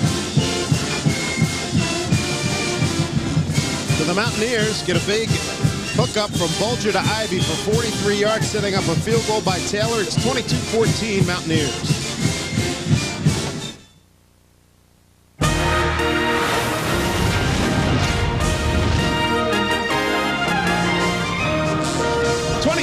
The West Virginia lead over Miami University. Terry Hepner, not a real happy head coach. And you wonder why he's bending over? He had thrown his hat. Now, one thing, he is the head coach, but for the last 5 or 6 years, he was a defensive coordinator. Not happy with the way he came out and started the third quarter. Sure enough, that 43-yard. See, he's got his hat back on. Now he's apologizing. he probably called him a couple of names that, you know, we're not going to repeat. Hey, how about John Tate? This is the best. Oh, John Tate. Is that unbelievable? Finish your thought on that. We'll go to the John Tate thing. As soon when you said that, it said some unkind. This is the best football, I'm telling you. From the 30 to the 30, if you could put a camera and watch what goes on between the 30s on the bench, you bet. There's nothing like it inside the lines. But go back to John Tate, first-round pick out of BYU for the Kansas City Chiefs. He walked out of a final contract negotiation with Carl Peterson. Carl Peterson said a few blue words to him, and he walked out, and they had to go apologize. You believe that? Wait till he plays John Randall and those guys. Here's the kickoff to the 3 inside, 3 yards deep, and a smart decision by Sly Johnson to keep it right there. But can you imagine a football player blanching because somebody said some foul words to him? He has obviously never played for Joe Bugle, my former offensive line coach and the guy that tabbed the nickname the Hogs. Now, let me tell you, Joe Bugle is a football coach, as is Terry Hepner. And there's that competitive spirit. You bet. And there are things said on the sideline during the course of the game. It's kind of like a fraternity. You keep it inside. Oh, yeah. You don't tell everybody. Just keep an eye on Kansas City next time you watch some highlights and see what happens if people start saying something to Mr. Tate. 22-14. What does Miami have in response to the field goal by West Virginia? Option, they pitch it back to Prentice. Set up the block. Is that fabulous patience or what? You used that word earlier, and that's an apt description. Edmonds finally knocks him out of bounds as Prentice let Marcus Smith, the fullback, number 20, do his block, as well as number 78, Joe Costello. How many 230-pound running backs, number one, have the nimbleness, and number two, the patience? He's going to stop right there. Up, I'm going to find a hole. Ryan Brady, no match. And you know what? He's got great vision. You cannot teach a running back to see the hole. 15-yard gain. Here's Prentice again, another 6 to the 41. Kyle Caden brought him down. The best formation right now that Miami can be in is a 3-wide, possibly a 4-wide. Make West Virginia spread the field. Make them cover more of the 54-yard width. What happens right now with the 2-wide receiver set? West Virginia was allowed to keep 7 and 8 and sometimes 9 people in the box. Second down here. And 4. Prentice straight up the middle. Pretty basic. Barrett Green got in there. Tompkins helped unload on him, as well as number 19, Bruce Sensabaugh. And you wonder, well, how you're going to help your running attack by formations. There are two things that are to your advantage offensively. You know where the play's going, and you know when it's going to start. Well, why don't we try and help ourselves innovatively by making them cover more of the field? Sure. Power eye on this 3rd and short. Short 1. Prentice got hit in the backfield. I don't think he made it. He had to cross the 45. Kyle Caden. Steve Dunlap, the defensive coordinator for West Virginia last week, was very disappointed with the way his linebackers played. Great job of filling by number 33, Barrett Green, and number 45, Kyle Caden. You could see that right there. Number 33 came up, really filling the hole. He really jacks the head back of Marcus Smith, number 20, the H-back. Caden did a heck of a job. Looks like Miami's going to go for this thing on 4th down. Look at Mountaineers. It's Tony Pierce, one of the coaches for the Mountaineers, and Terry Hepner going to discuss things on this 4th down and very short at the 44. So we'll come back to Mountaineer Field and Miami trying to keep this drive alive, trailing 22-14. The Red Hawks are going to go for it, but first let's go to John Sanders. Well, you talked about this Miami team losing only once last year. They haven't lost since that loss to Marshall. They have won 8 straight. That is a streak that is in the top 5 in the country that is in jeopardy here in Morgantown this afternoon. David? All right, thank you, John. Terry Hepner. Big gambler here with plenty of time left on the clock. We're just almost 7 minutes into second half. 0 for 2 on 4th down conversions on the Red Hawks thus far. Bath, did he get it? He's a big kid. 6'2", 2 1/4. That was not a pretty quarterback sneak. It looked like Mike Bath was running around in high heels there. Well, if he got it, we're talking about no, he got it. He had. I can see from up here. It looks like he got it. He did. First down for Miami. I am really surprised that Hepner decided to go for this. 23 minutes to go in this football game. You're only down 8. We're talking field position. I think right now, let's see if, I'm curious to see how he wants to get this score done. Is he going to run Travis? Well, play action. Bath scrambling for his life. Nowhere to run. Throws it downfield. And threw it in the general direction of Travis Prentice. And they were fortunate that their right guard, Justin Smith, who's filling in for Holzman, was not called for holding. Tried to run a little play action. He did a good job of getting hooked up with Kevin Freeman, but unfortunately, I haven't seen that many hands flying around since the Colorado Rodeo. That's it. Here's a look at Justin Smith, the sophomore from Mason, Ohio. How good is it to have a 6'5", 291-pound backup offensive guard? He's a sophomore. Remarkable. Bath with time. Good ball. Gets it outside to Gaylor. Gaylor's got the first down inside the 40 to the 37-yard line. Caden came back to help on Gary Tompkins. And number 41, Chris Simmons. We talked earlier in the game about many publications saying this was one of the top 10 offensive lines in the nation. I'm going to guarantee you, Mike Bath will have no problem sleeping tonight. Barrett Green applying the pressure. You have to like the young man sitting in the pocket and delivering the peel. West Virginia territory at the 37. Prentice carries a few people with him. Penalty flag, late throw in the backfield of Miami. Gary Tompkins with the stop. Number 11 for West Virginia. And the officials are going to bring this one back. We've got holding on Miami. Looks like they're going to get the big right tackle, Joe Costello.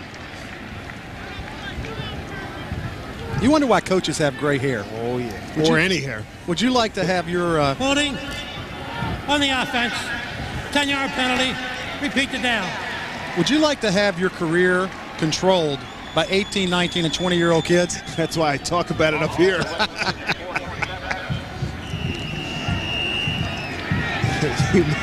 This is easy, isn't it? We leave the stadium and wait till next week, right? That's exactly right. Prentice the call. Gained up and down he goes.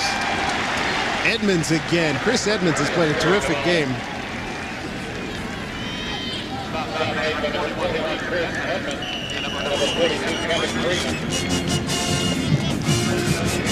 Ladies and gentlemen, buckle yourselves in. That is an accurate score. 10-10 Pittsburgh and Penn State. I'm stunned. Hokies by a touchdown against UAB. Bath. Look out. He's down again. Kyle Caden.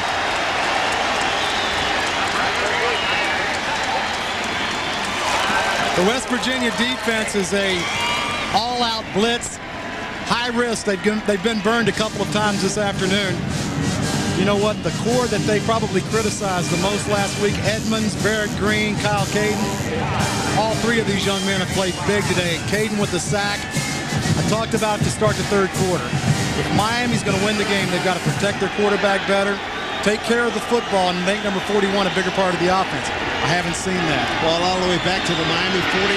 Look out. Bath got trouble. Penalty flags all over the place. Bath throws, and they're going to call that no catch. No catch to Sly Johnson.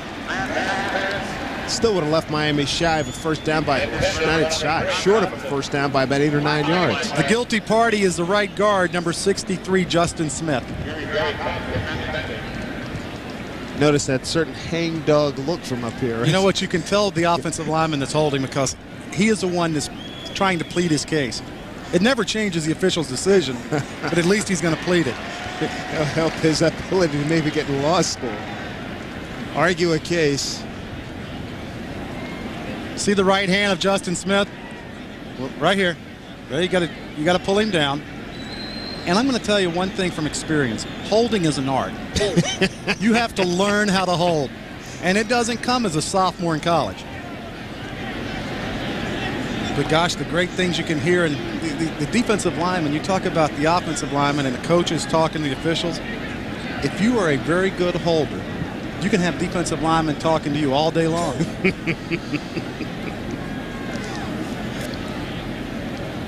There they go forward pass on the offense. Loss of down, 5-yard penalty, 4th down. They didn't even call the holding. They let him slide. I don't know if they have enough flags right now. Well, I saw 3 on that one. Yeah. So you know holding was absolutely one of them. Gail Catlett, the West Virginia basketball coach, stopping in to say hello. You're just a multi-sport kind of guy. And a baby. It's a great place for hoops, too. Did I see you doing karate or something earlier? Sumo. Sumo wrestling. You'll do anything for $1. 4th and 34 to 39. Forever pressure. And he's able to get it off. McCullough. Here's Antonio Brown. Can he get to the corner? Oh, he doubles back and then laid it down. Probably a smart move. He ran about 20 yards across field. Rod Clark among those to bring him down, number 7 for Miami. Good job by Miami staying in their coverage lanes. A guy like Antonio Brown, you let him get around the corner, good night. Well, that was a heck of a series for Miami, starting at their own 20. They got into West Virginia territory and then went backwards. We are at Morgantown Field. Morgantown, West Virginia. Dave Sims, Jeff Bostic, John Sanders, and the Big East crew. Isn't it good to be back with college football again? Absolutely. No doubt about it. Mountaineers run to draw. A lot of room. Coburn to the corner. First down, or certainly close to a first down for Coburn, who has played really well today. What a job by the right side of West Virginia's offensive line. Number 69, Rick Gilliam, Tanner Russell. These guys completely take Miami back about 4 yards and dump them. Avon, watch the right side. Watch the left side of your screen. Look right there. Look at that movement. Coburn is a guy that I think we're gonna grow to love. I know his coaching staff, when you talk about his name, you bring his name up, their eyes sparkle. Second short one here. Coburn, looks like he got enough for the first down. Bob Petrovic, 92 for Miami with the stop. First down for the Mountaineers.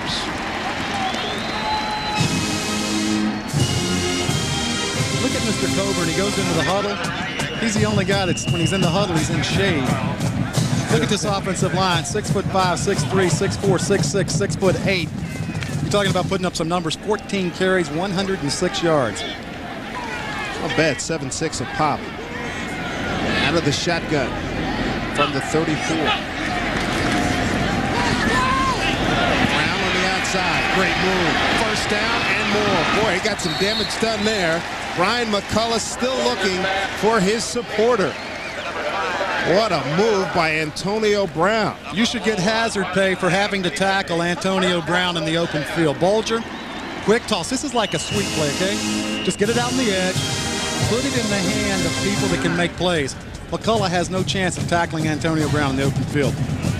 Nor does anybody else. Yeah, to the 49, a 15-yard gain.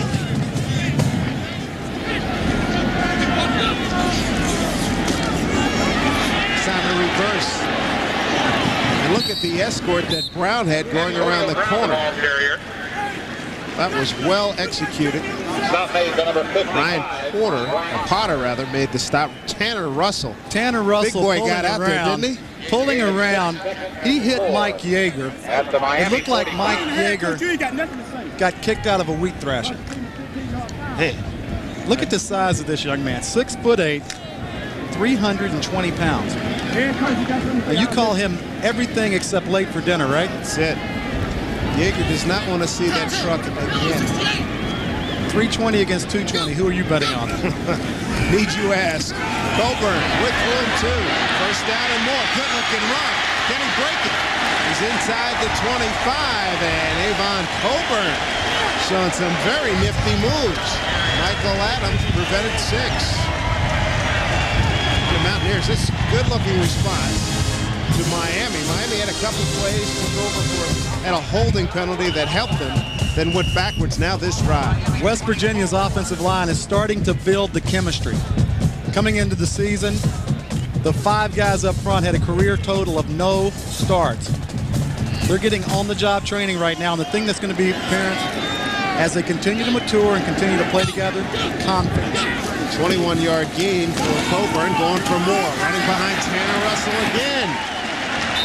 Boy, Russell's getting out cleanly and just picking whomever he wants to block as he salutes the Miami bench. Joe Lyman brought him down, but Tanner Russell putting on a show, leading the way for Coburn. And you talk about the weight advantage. Potter's 251 pounds for this Miami defense. Petrovic, 251. When you keep looking across the line all afternoon, and you've got 300, 310, 330, at some point that begins to kind of wear on you. Look at this guy. Doing a pretty good Joe Jacoby imitation here. Joe, of course, a great all-pro with Jeff Bostic with the Washington Redskins not that long ago. Brian McCullough on the tackle. It's a classic grinded-out drive by the Mountaineers. And number 72, Terry Dixon, I don't think I've ever watched an offensive lineman lead this many cheers in one drive. Well, that's big young men up front, just outside the 10, so they can get a first down before the touchdown. If I were Coburn, I'd probably take these guys out to dinner. Often. It's going to be a big build-up. Anthony Green, a little rough handoff there, but I tell you what, Anthony's a talented young man and a very strong one, too, as he bangs it inside. Mike Yeager with the tackle for Miami. And as you look at Miami's defense, there's one thing that's apparent. Look at all the hands on the hips. Not a good sign. That tells you that we're looking at fatigue. You're pretty efficient at sumo wrestling, right? You've leverage, baby. Okay. It's a leverage game, but most of these sumo wrestlers are very large, and the large ones typically win.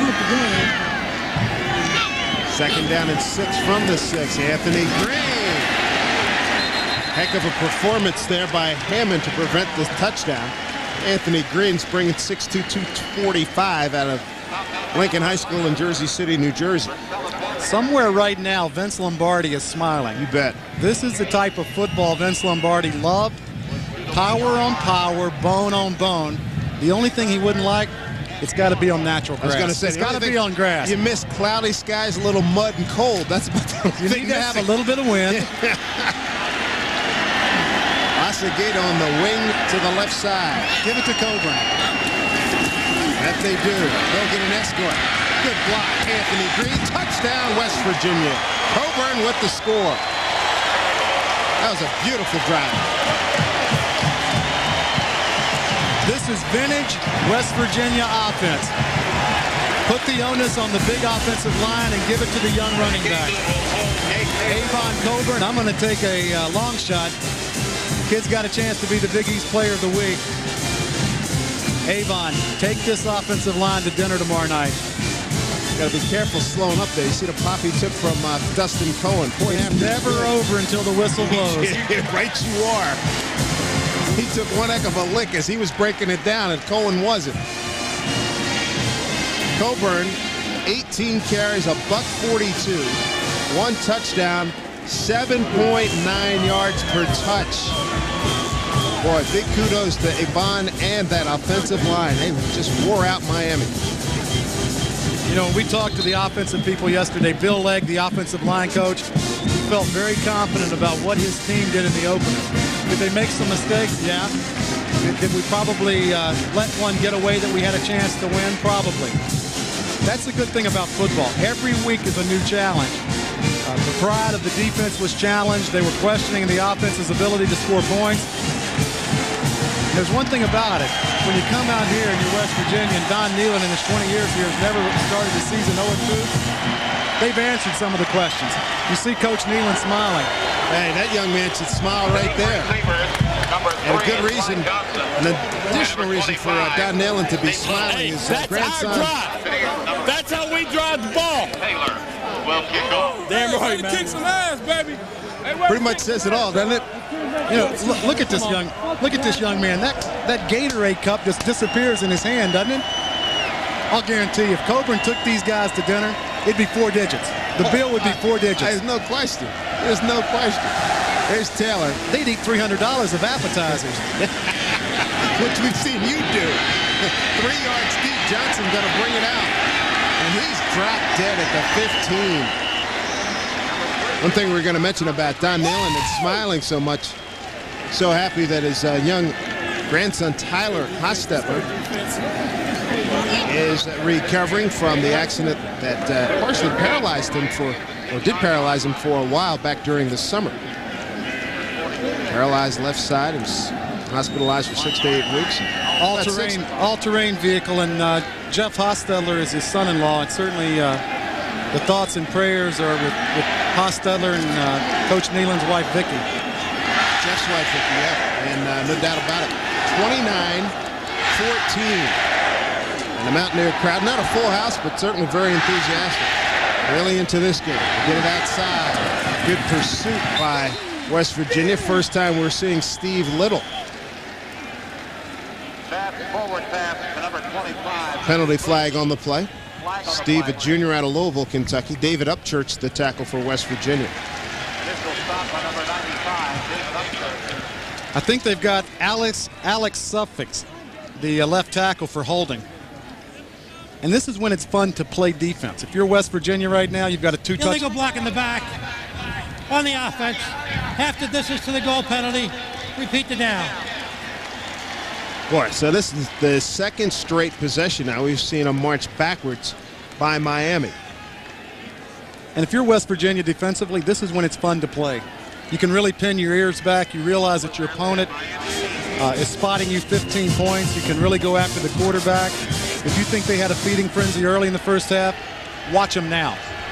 And it's not like Miami has a whole lot of time to reestablish Travis Prentice. Unless he can break one. And he certainly breaks one here. No sooner do I say it. And he breaks a big one across the 50 to the 47-yard line. Travis Prentice. Big time run. Scooter Davis stops the touchdown by Prentice. Boy, that's a heck of a run. So maybe that does put a few more seconds back on the clock for Miami there. And this guy he lulls you to sleep. He's running side to side, and all of a sudden he hits a different gear. That's what you like about a big back. 42 yards in the game.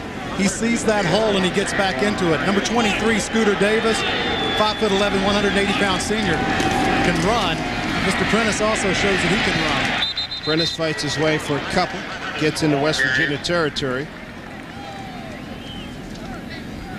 If you're Miami right now, you have to take more shots downfield. The thing that you had your success at early, trying to isolate their cornerbacks man-to-man.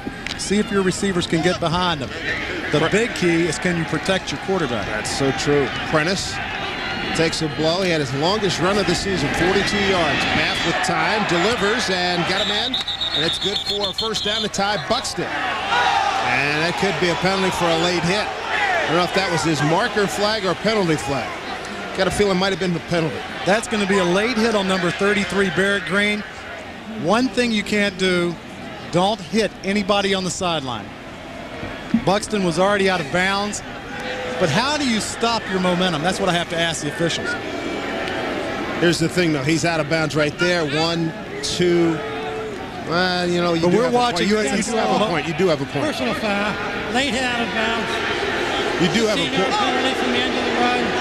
Automatic first down. From a West Virginia standpoint, you have a point because he was coming anyway.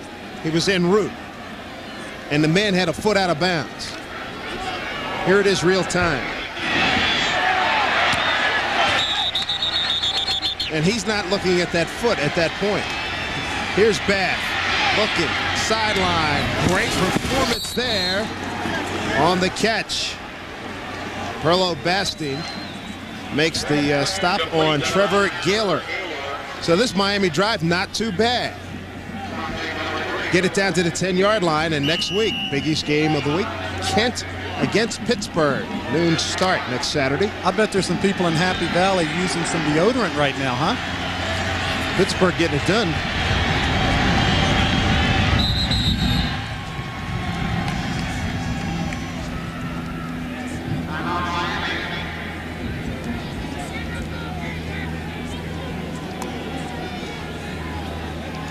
So a timeout called. Terry Hepner and company finishing this third quarter with a bang. And they can't settle for field goals. We've got to get a touchdown in the end zone. You've also got to go for the two-point conversion. Yep. That's what the chart says. What, that odd that 15 is on that chart where you go for it? Or do you go for the kick after the touchdown if you score, and then lay the onus on the two-point conversion if you catch another score? Yep. They've got a lot of decisions. You have to like your opportunity with second down and 1. Right. Primarily, the main thing, get the 6.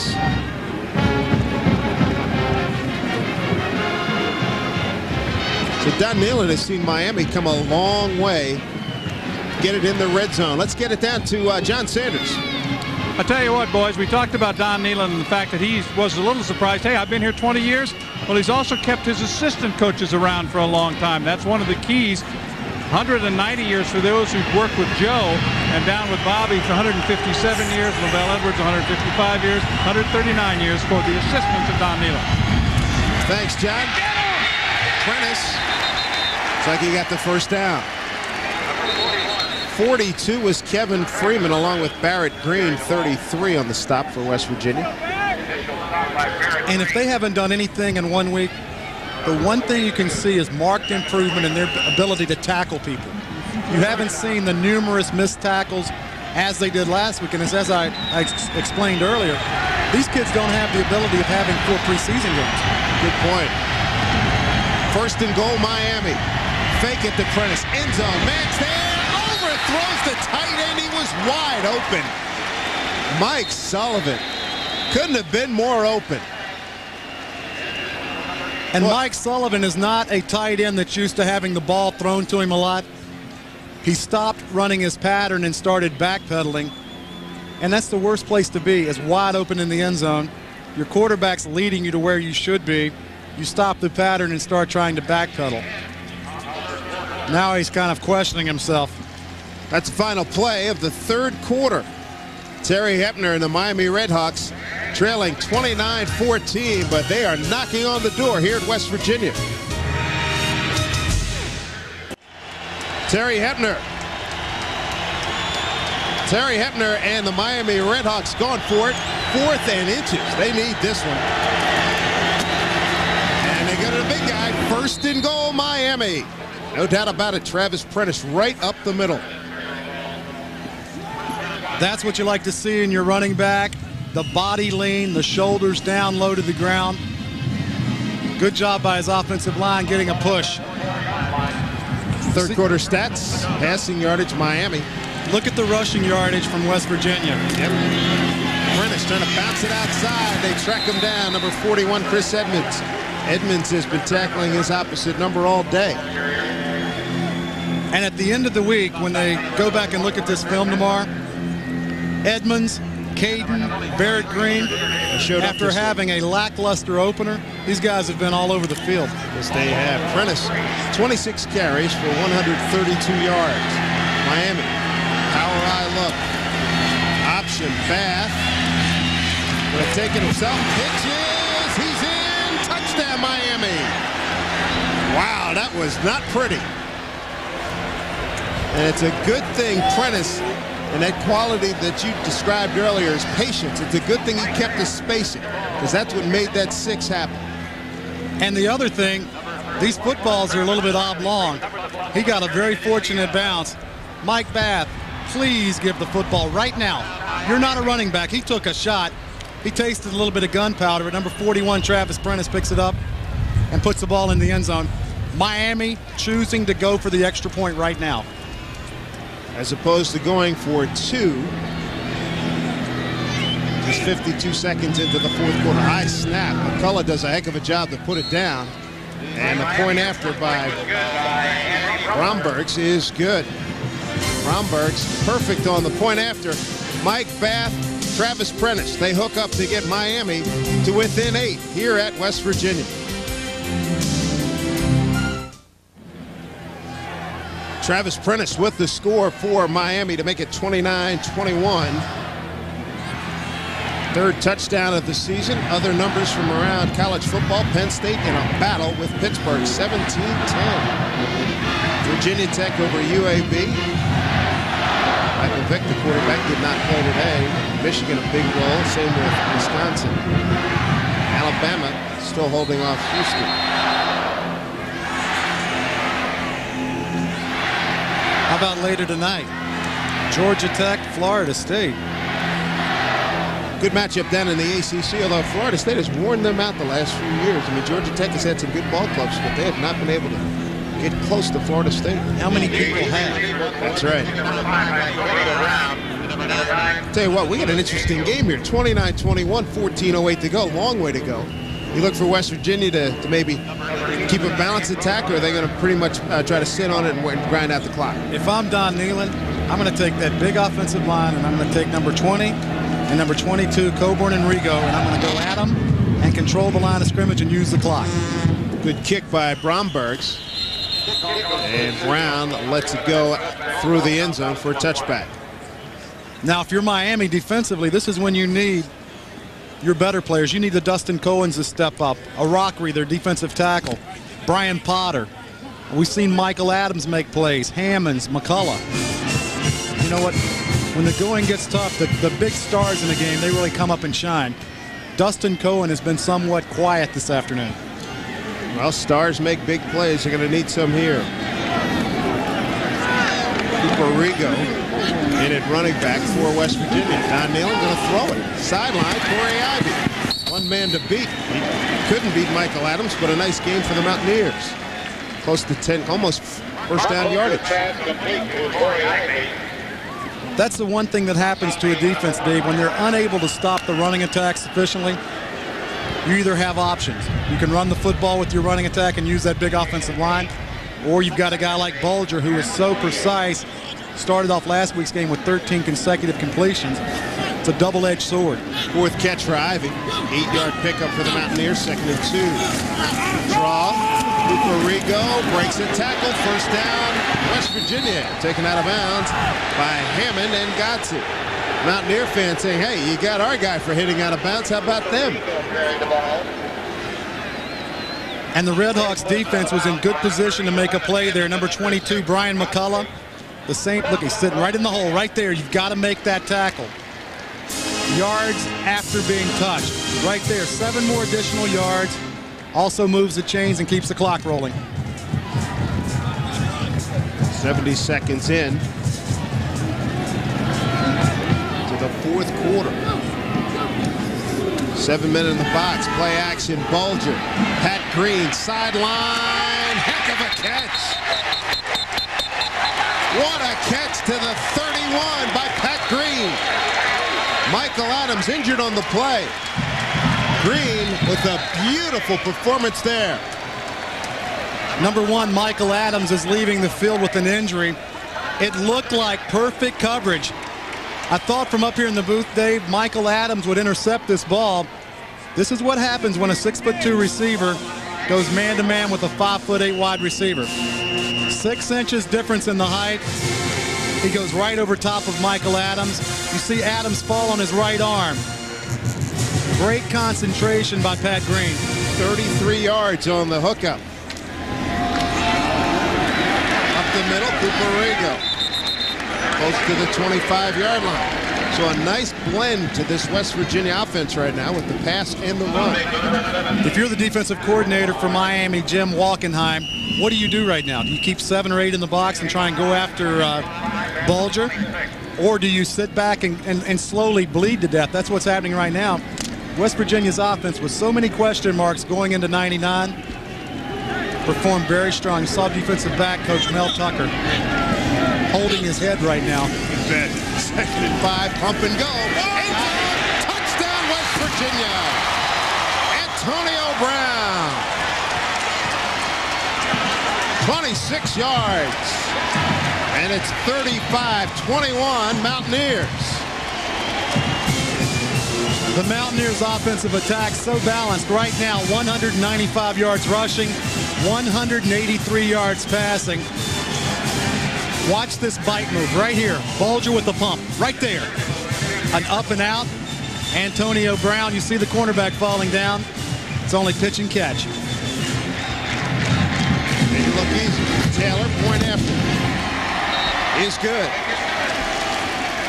Lightning strikes Terry Hepner and Miami University. The Mountaineers go 80 yards and do it quite easily. 36-21, they regain their 15-point advantage. Antonio Brown with his first touchdown of the year on the pump and go from Bulger. The Mountaineers lead it by 15.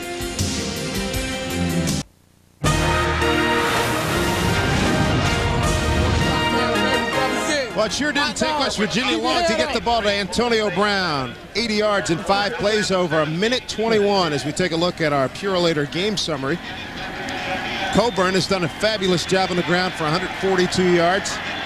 Prentice with 88 of his yards in the second half. It's been a very productive second half for Travis Prentice. But right now the Redhawks again down by 15. Still time pretty much on their side, but they don't have a big margin of error with 12:47 to go here at Mountaineer Field in Morgantown, West Virginia. This may wind up being Don Nehlen's best job of coaching. And when you lose the number of starters and the number of guys that are in the NFL this year, this happened to him in 1989 when he lost all his starting offensive linemen. That squad went 9-2 and went to the Gator Bowl. Sometimes some of your best coaching is when your talent has disappeared and you're trying to rebuild. Here's the kickoff return by Sly Johnson. Oh, good stick at the 18-yard line. Good job on special teams. Casey Schiller was there. And Quincy Wilson made the primary stop. This is Big East football from Mountaineer Field in Morgantown, West Virginia. Steve Sims, Jeff Bostic, and John Sanders. Glad you are with us this afternoon. A beautiful day here in West Virginia, about an hour south of Pittsburgh. Mike Bath and the Miami Redhawks. They need to strike back themselves. Bath will put it in the air, looking for the fly pattern. He's got Gaylor down there and overthrew him, and not by much. Richard Bryant covering for the Mountaineers. I like that call. Go after the whole ball of wax at once. And I like what they did formation-wise. Came out in 3 wide receivers, spread the field, and if you do that, Dave, and West Virginia continues to keep 7 people in the box to try and stop the run, you've got man-to-man coverage.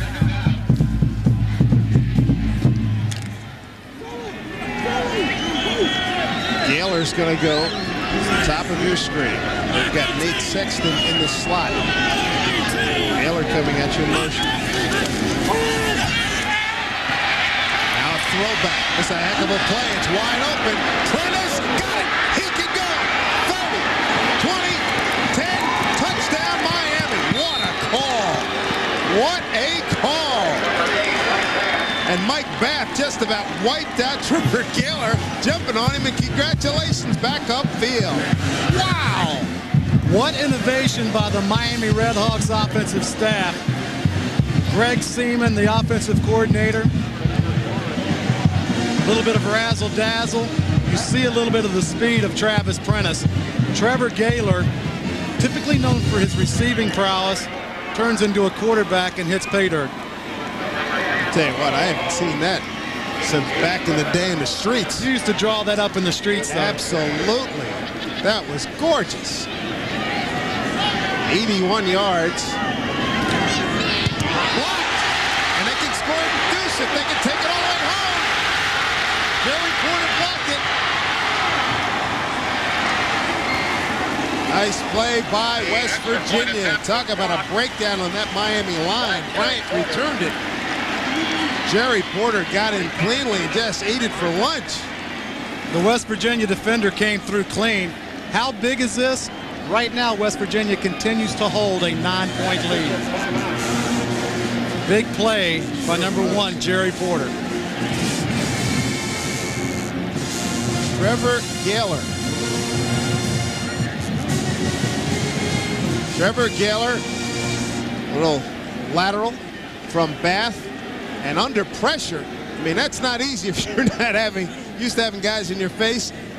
And Prentice runs under it, and he is gone. 36-27 in a wild one here in Morgantown. 36-27 West Virginia over Miami University. And Travis Prentice with a big play. It just so happens is our Advance Auto play of the day. Let's take a look at it. It's brought to you by Advance Auto Parts. The best part is our people. We talked about West Virginia scoring drive and how Vincent Lombardi would like that drive. Sam Weish would love this play. Anybody that knows Sam Weish and his offensive schemes, this is something that Sam would love. A little flea flicker. Mike Bath is a little bit excited, although he probably just blew out the knee of wouldn't that be something? Of Trevor Gaylor, yeah. Jeez. Second touchdown of the day for Travis Prentice. A heck of a game. It really slowed down there for a while, and then it's really picked up. Romberg's kick drives Antonio Brown 3 yards deep. He's going to bring it out. 10, 15. His own man slowed him down. His own man bumped him and knocked him off balance. Number 9 knocked him off balance, Lewis Daniels. Can you believe this? Fourth quarter. Boy, it must be a big, about 90,000 people clutching their chest in Happy Valley. And Penn State was a 34-point favorite going into this game. Is that all? Virginia Tech and our Hokies breaking out a new quarterback with the injury last week to Michael Vick.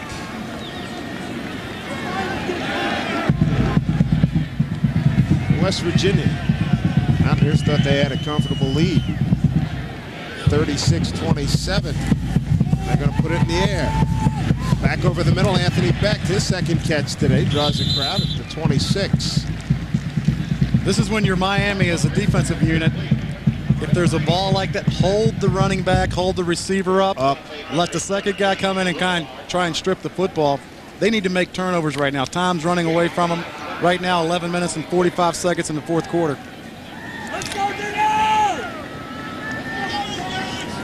Let's see if guys like Dustin Cohen can make a play for Miami. Out of the shotgun. Cooper Rigo to the sideline. He's run out of bounds there. Brandon Godsey brings it. Stops the play. Mountaineers pick up a first down on that play.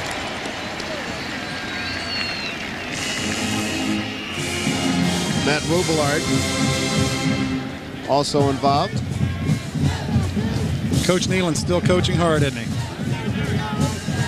Not going to rest easy until this one's over. Hopefully, he's hoping to have it in his pocket as a W. Get it out to Antonio Brown. Robillard knocks him down at the 40. Short passing game, pretty efficient. Michael Adams there as well. Flag on the play. Stop made for number 17. See what the penalty flag is all about. And it's against Miami.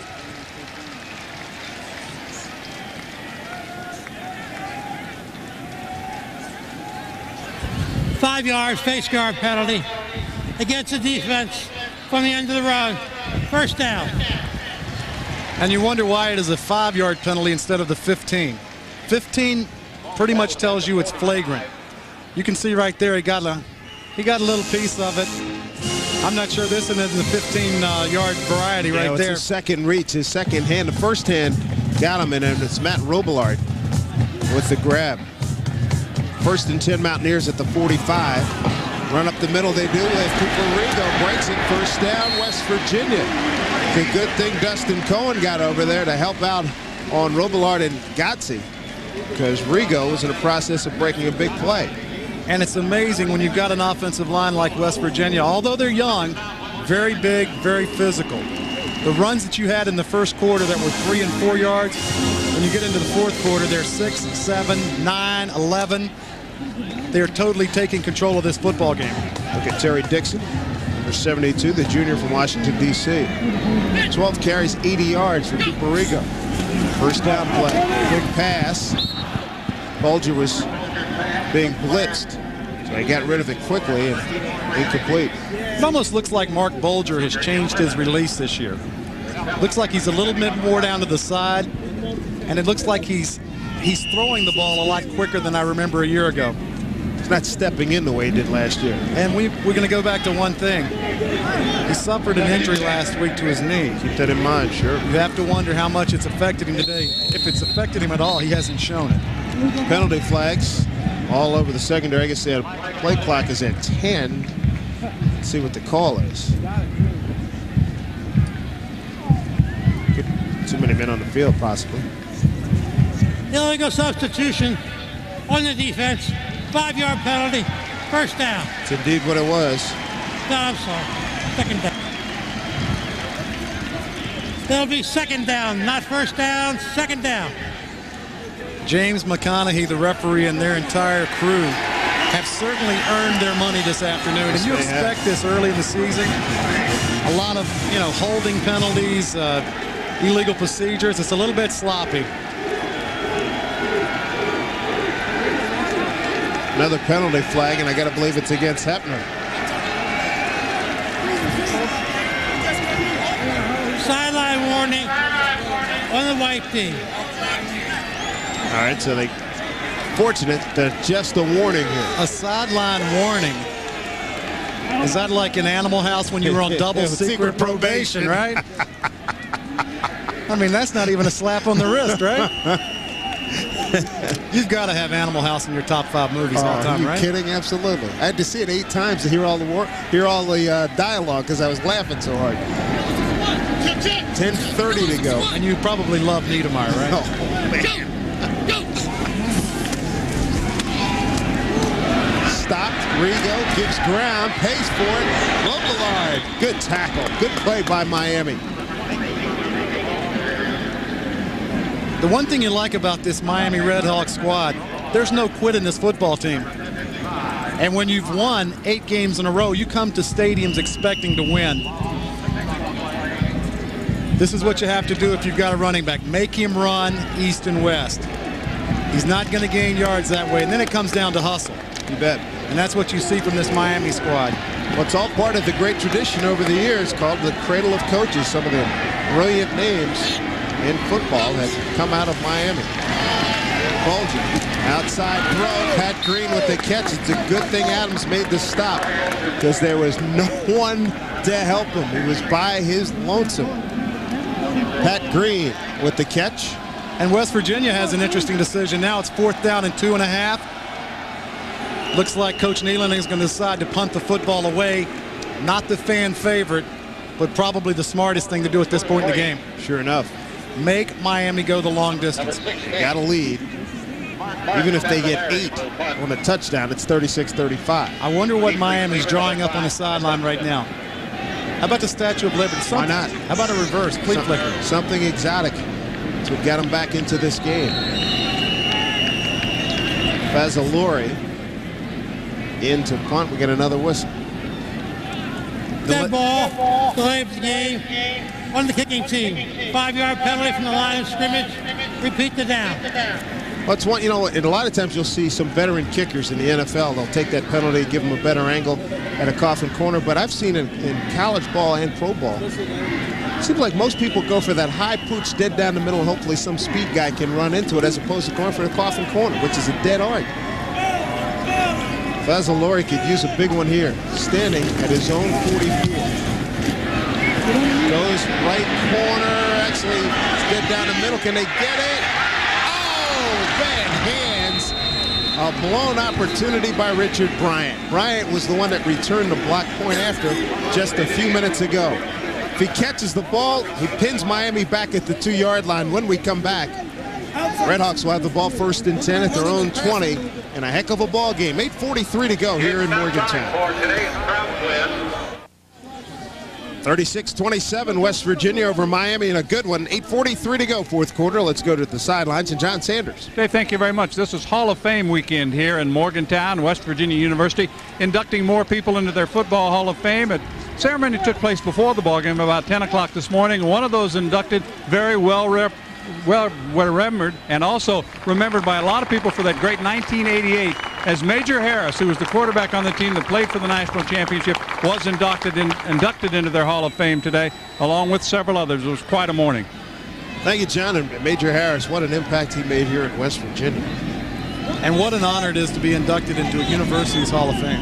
He had that honor last year, the year before last at Clemson. 2 years ago. Here we go with Prentice. Turn the corner, got a great block down the sideline. 1st down, Moore cuts it back to the middle. Travis Prentice almost to midfield. Got to update those running numbers. I was just about to tell you that he was at $1:32. Barrett Green finally brings him down. He has surpassed the 150-yard mark. 27 carries for 160. Like I mentioned early in the game, a running back with this type of size gets better as the game goes on, and that's exactly what we've seen. You gotta like what you see in number 41. Bath in trouble. Gets rid of it. Picked off! Porter got the sideline. Should be able to outrun the lineman. And he does. He's at the 10. 5. Touchdown, West Virginia. What a momentum changer that was. the pick. His first of the season. And the Mountaineers have opened up a 42-27 lead. An ill-advised pass by number 8, Mike Bath. Jerry Porter was Johnny on the spot. A guy that was in Steve Dunlap's doghouse last week. Benched for a good portion of the second half. Is the guy on the spot. Washington, D.C. native from Coolidge High School with the big interception to put this. The fat lady can come out right now and sing. 67 yards on the return. The Taylor point after is good. So right when it looked like Miami was going to make this at worst a 3-point game with the big run by Travis Prentice, a 67-yard return of an interception by Jerry Porter. And this guy,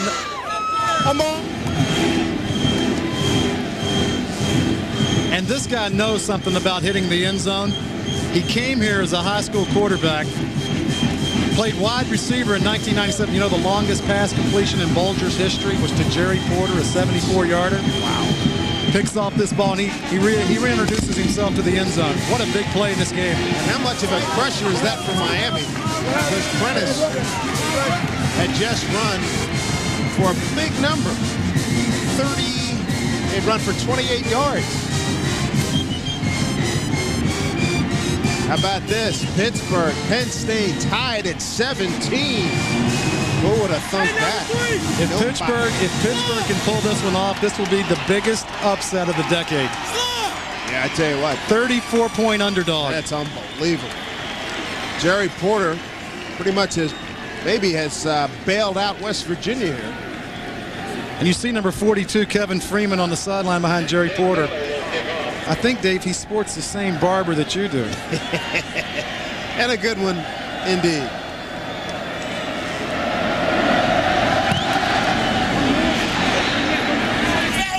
That's going to go out of bounds. Kickoff by Taylor. Boy, that is just an incredible momentum change here in Morgantown, West Virginia. And I'll guarantee you, kicking the ball out of bounds by Jay Taylor, he's going to find the shortest route to get over to the... On the kicking team, kickoff out of bounds. The ball will be placed on the 35-yard line. Ouch. First down. That is not what your coach likes to see. See him, he's going to the far end of the bench. He's going to get as far away from Don Nealon and that staff as possible. And you ask yourself, how can a kicker kick the ball out of bounds? It's 54 yards wide. Just kick it somewhere in the middle. Defensive units. Look at Taylor hide behind the inactives. There we go with Buxton in motion. Out of the shotgun. They'll probably stay in this motion the rest of the afternoon. Completed to Slide Johnson. Moves across the 45, picks up the first down. And look at the hustle by number 41, Chris Edmonds. And this was a group that took a lot of heat after last week's loss. I think they've stood up and really, tried to atone for what was a less than West Virginia type effort in the opener against East Carolina. Sure enough. First and 10 at the 47 of Miami. Blitz. Bath steps out of it. Turns the corner. Does the right thing and gets out of bounds. Number 8, Mike Bath, the ball carrier. 7:51 to go. Penn State has just jumped ahead in the final 111, 20-17. We'll see that Pittsburgh Ball Club next week against Kent. That will be from Pitt Stadium.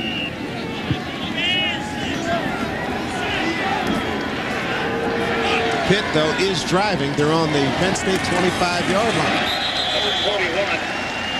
Prentice with the carry for Miami.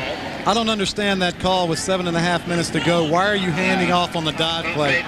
Take your shots downfield. You're 16 points behind, right? Let's take some shots downfield. 3rd and 2 from the shotgun.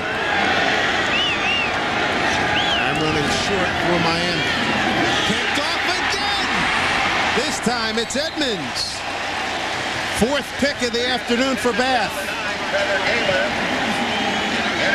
4 interceptions for Mike Bath, who will not have a happy birthday ride back home to Oxford, Ohio. I still remember yesterday talking to Steve Dunlap tell me about your linebacking core. He said, we played horrible last week. Let me tell you something. Number 41, Chris Edmonds, has been all over the field. Barrett Green has played like Barrett Green. Kyle Caden has made some great stops on short yardage, come up with a sack. They're trying to atone themselves for what to them was an embarrassing performance against East Carolina and Charlotte. Give up a lot of yards on the ground. Play action is Antonio Brown with his hands on the ball again. And you see why they want him to touch it a lot. He makes things happen. Magic Man. Antonio Brown runs faster by mistake than a lot of people do on purpose. Just a little fella, though. 5'10", 170 pounds. And when you weigh 170 pounds, you better not get hit very often. He better have some scoots. Picked up 19, his 5th catch of the afternoon. Antonio Brown, yes, he has had an impact on this game. 5 catches for 53 yards. Both teams have totaled for over 900 yards of offense. They're wild.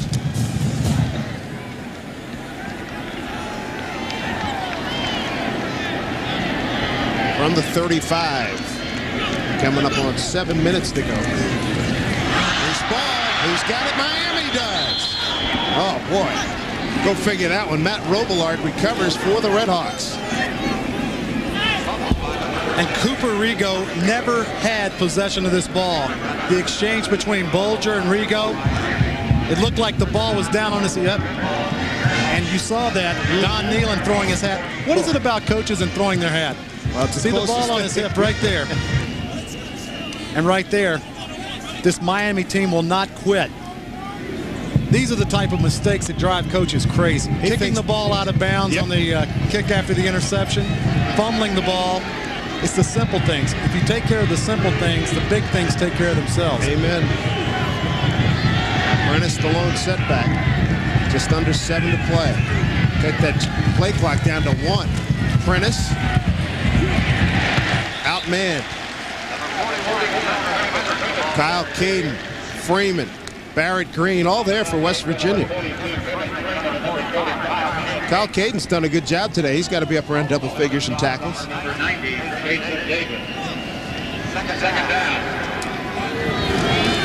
and a half to play. Bath, way too high. No chance for Sly Johnson. And once again, Mike Bath picks himself up off the mat. He was helped there by number 45, Kyle Caden. Caden's been doing a lot of helping today. You wonder about the numbers for number 41, Travis Prentice. 29 carries, 163 yards, a long touchdown reception of 81 yards. Understand something, Miami of Ohio, 11-0 when he rushes for over 150 yards. Bath under duress, down he goes. Chris Edmonds, one more time. Chris Edmonds. He's played a great game. He can go to Coach Dunlop and say, hey, Coach, I showed up today, big guy. Yeah, Chris Edmonds can probably say, you know what, Coach, last week, my twin, Marty Edmonds, played. The real guy came out this week. Under 6 to play. He reminds me a little bit of how he's played this afternoon of number 55 of a year ago, Gary Stills, who's currently with the Kansas City Chiefs. What a great-looking punt by McCullough, all the way down to the 10th. Fumble by Brown! And he's able to recover back at the 8-yard line. DeMario Jones down on the coverage for Miami. What a great punt. Got a timeout on the field. 5:41 to go.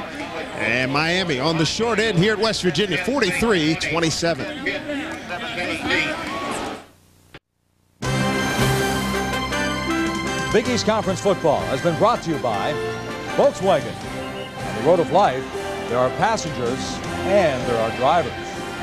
Advance Auto Parts. The best part is our people. eFollow.com. Need college textbooks? Get out of line. John Hancock, worldwide Olympic sponsor. Insurance for the unexpected. Investments for the opportunities. Dodge.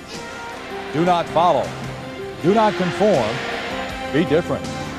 And by Pure Later Oil Filters. We invented the business.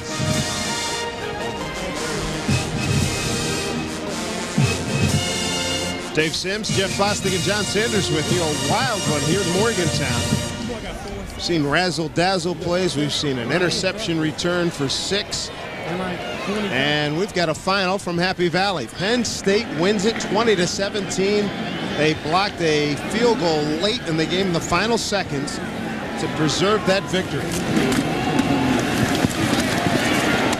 And new running back Anthony Green in the game for West Virginia. They took Avon Coburn into the locker room. We hope he's okay. By number 56. Coburn had a fabulous game. Anthony Green caught a touchdown touchdown pass back in the first quarter. Seems like about 2 years ago, doesn't it, Jeff? I thought this would be a quick game. I knew that Miami was going to come in here and work Prentice and try and control the clock. And obviously with the game that Coburn's had, you would think that this game would end quicker than it has. It's been a lot of razzle-dazzle and a lot of fireworks. Yes, indeed. That play again, Pat Green, man to beat. And a nice tackle in the open field. Well done by Jacob Jovasil. And that's the key for a senior wide receiver. Knowing where you are on the field, you got the first down, you move the chains, but you keep the clock rolling.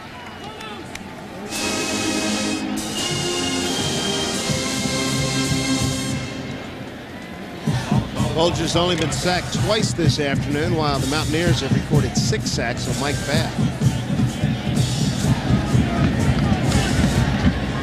Coming up on 4.5 to play in the ball game. Bulger going to throw it.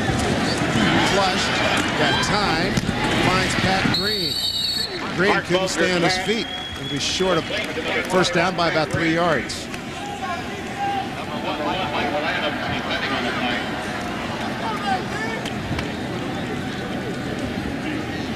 Surprised that West Virginia putting the ball in the air? I would think they'd really put the ball in the back's hands and let this offensive line get out of here. And the one thing they don't want to do right now is get anybody else hurt. We saw Coburn going to the locker room. I think he's just tired, really. He's carried the ball an awfully lot today and had a great game. Look ahead to next week in Miami. Rigo's played well. Anthony Green caught a touchdown pass. Give it to Cooper Rigo. Nice little burst there. Finally popped down at the 31 by Jovasil and Lyman for Miami. This Miami Ohio squad can't be disappointed with how they came in here and played. You know, they realize that they're going to one of the toughest places in the country to win on the road. And playing in the MAC conference is one thing, but coming up and playing against a Mountaineer team that's coming after getting beat and getting beat the way they did against East Carolina. No doubt about it. This will be the first Miami loss. Travis Prentice in the backfield when he's gone over the 150 yards rushing. And it's been interesting watching this young man carry the football and catch the ball and see the type of speed, the patience, the vision. He's got the package. There are a lot of NFL scouts that are at this game that have to go away from here being impressed. And like I said, he'll really find out his true value when he goes to some of these bowl games, the Hula Bowl, the Japan Bowl. I went to the Japan Bowl now. You're talking about a long flight? Yeah. You think it's long getting back home? 19 hours. Yes, sir. I did the 88 Olympics. It takes a long time to get to Seoul. You know what you're talking about. A lot of movies. Home run ball. Separation by Ivy. It was double covered. And Gotze is upset with himself because he thought he should have had the pick.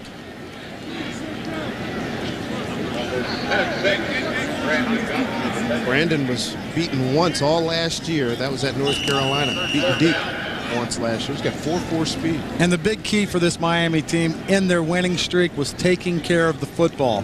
This afternoon, the fumble early in the game, the amount of pressure with 6 sacks by West Virginia's defense, the number of interceptions. It's amazing when you hit the quarterback how many times he's going to throw interceptions. It becomes a blitz. And there's Cohen coming on the blitz, jumping in the air to knock the play down. Dustin Cohen.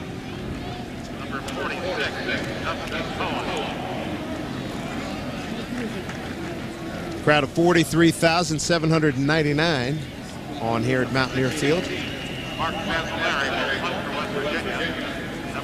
And they're going to go away feeling better about their team also.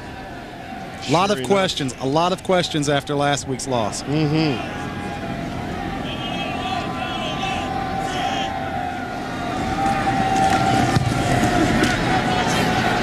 There's the punt by Garzalori. Fair catch made at the 32.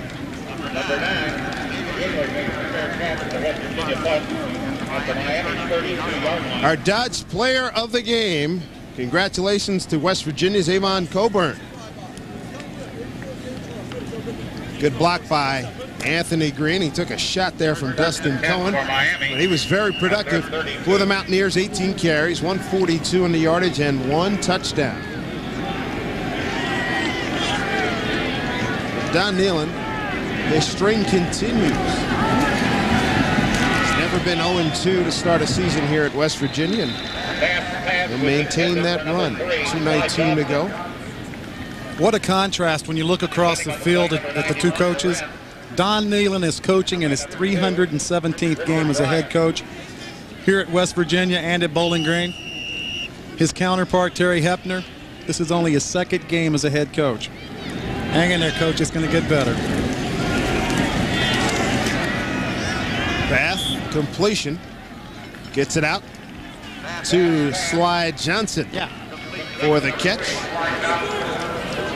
There you see Mark Bolger on a headset. I have to ask myself, with a 43-27 lead and 2 minutes and 14 seconds to go, is he talking to the coaching staff or maybe his girlfriend as to where they're going to go for dinner?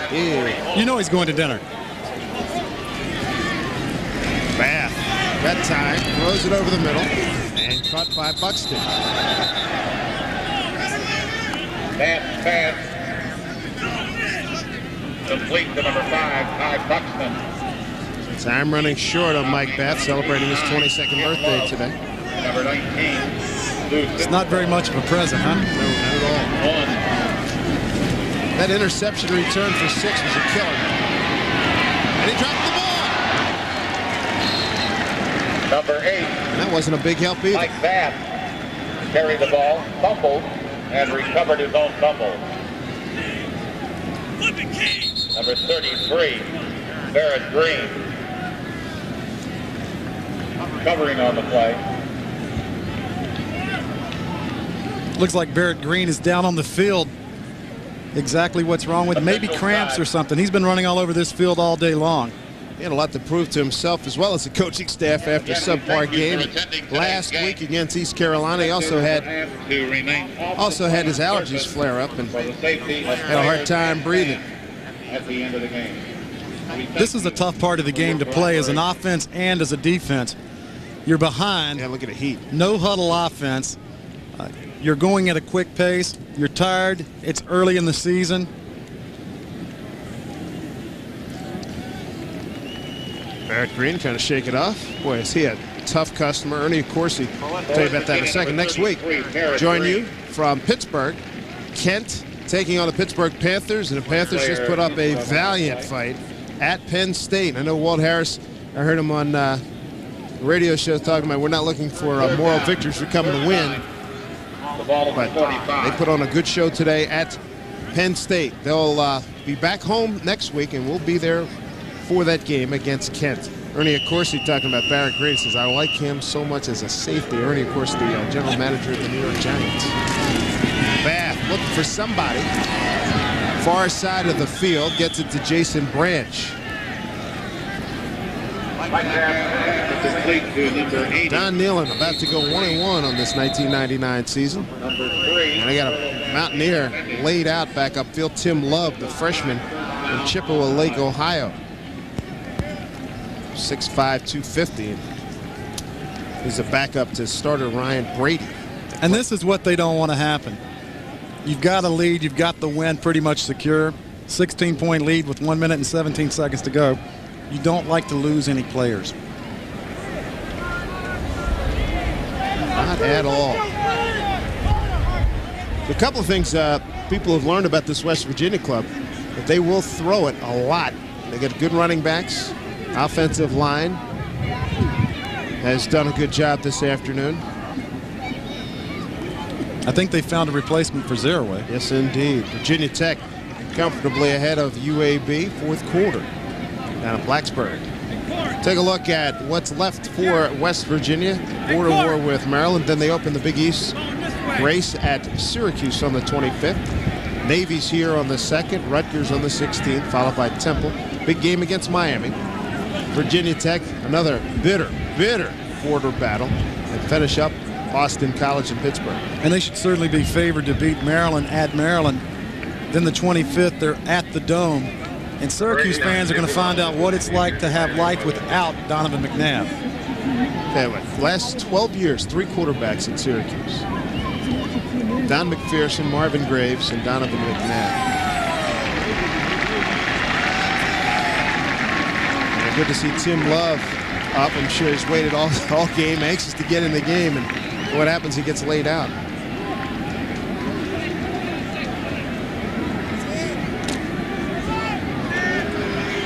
I think he got poked in the eye. Right there, yeah. Goodness, he took a blow to the head. He took a forearm. That's what that was. I'll tell you something. He took a little bow to the head. That's taking and tasting a little bit of gunpowder. That one knocked down. Typically, I found it better to play the game with the helmet on. Yeah. Funny thing about that. And it's amazing. They put those little things that go under your chin called a chin strap. Keep those things buckled. That's the closest you get to guerrilla warfare. There's no guns or bayonets, though. No grenades. John Ura broke that play up, but I tell you what, I don't know who that offensive lineman was, but I tell you what, he got his money's worth on that one. Wow. At least his head was not in the helmet. That's the good news.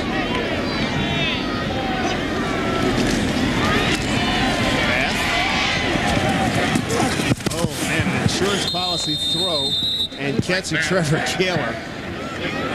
That's been so high with a lot of his passes today. 57 seconds to go. And that's the type of pass you have to ask, does Gaylor and Bath have a good relationship? As a wide receiver, you can get absolutely annihilated in a situation like that. Blitz, no sideline.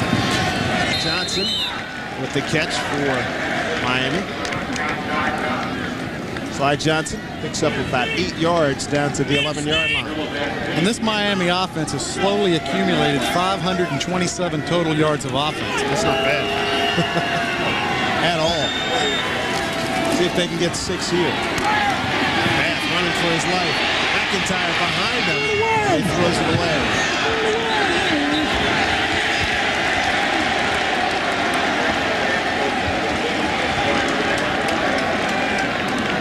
Intentional grounding. Threw it well over the head of Prentice, and nobody home down in the end zone.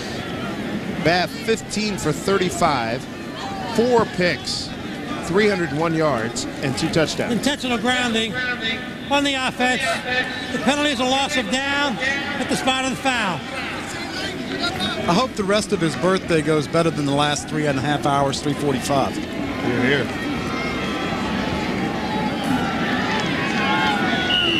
Terry Hepner and the Miami Redhawks are going to go to 1-1, as will Don Naylor and the West Virginia Mountaineers. 22 seconds remaining here in Morgantown.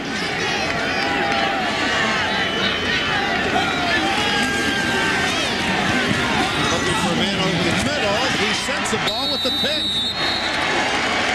Who sends the ball with his second interception in as many games. And it's going to be called back. Number 99, Greg Robinette, the senior defensive nose tackle, gets hooked up with number 53, the center from Miami, Chris Calufaitis. Sticks his hand up in his face, and that's a no-no. And they're going to try and sort this out right now. They're trying to explain it. Robinette's explaining his case. I'm telling you, the people that are guilty do the most explaining. He's got some nice body art there too, right? Grabbing the face mask, personal foul on the defense. Half the distance to the goal, first down.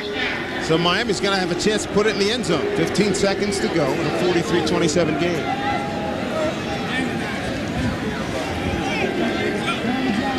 You think you'd love to be an offensive lineman, right? See Calufaitis, see the hand? And the thing about it, he keeps it there. But Califanis got his in as well. Here you go. And the teammate comes in for a little reinforcement. Yeah. Don't get mad. Get even. Blitz. Look out. Loose ball. Pick it up. Oh, he had a chance, and they're going to say it was a pass, an incomplete pass. Carter had a chance to pick it up and walk it home. What are you saying about getting even? Don't get mad, get even. Mike Bath shows you a little bit of something right there. He takes a shot right in the middle of the back, hops right up, ready to go for the next play.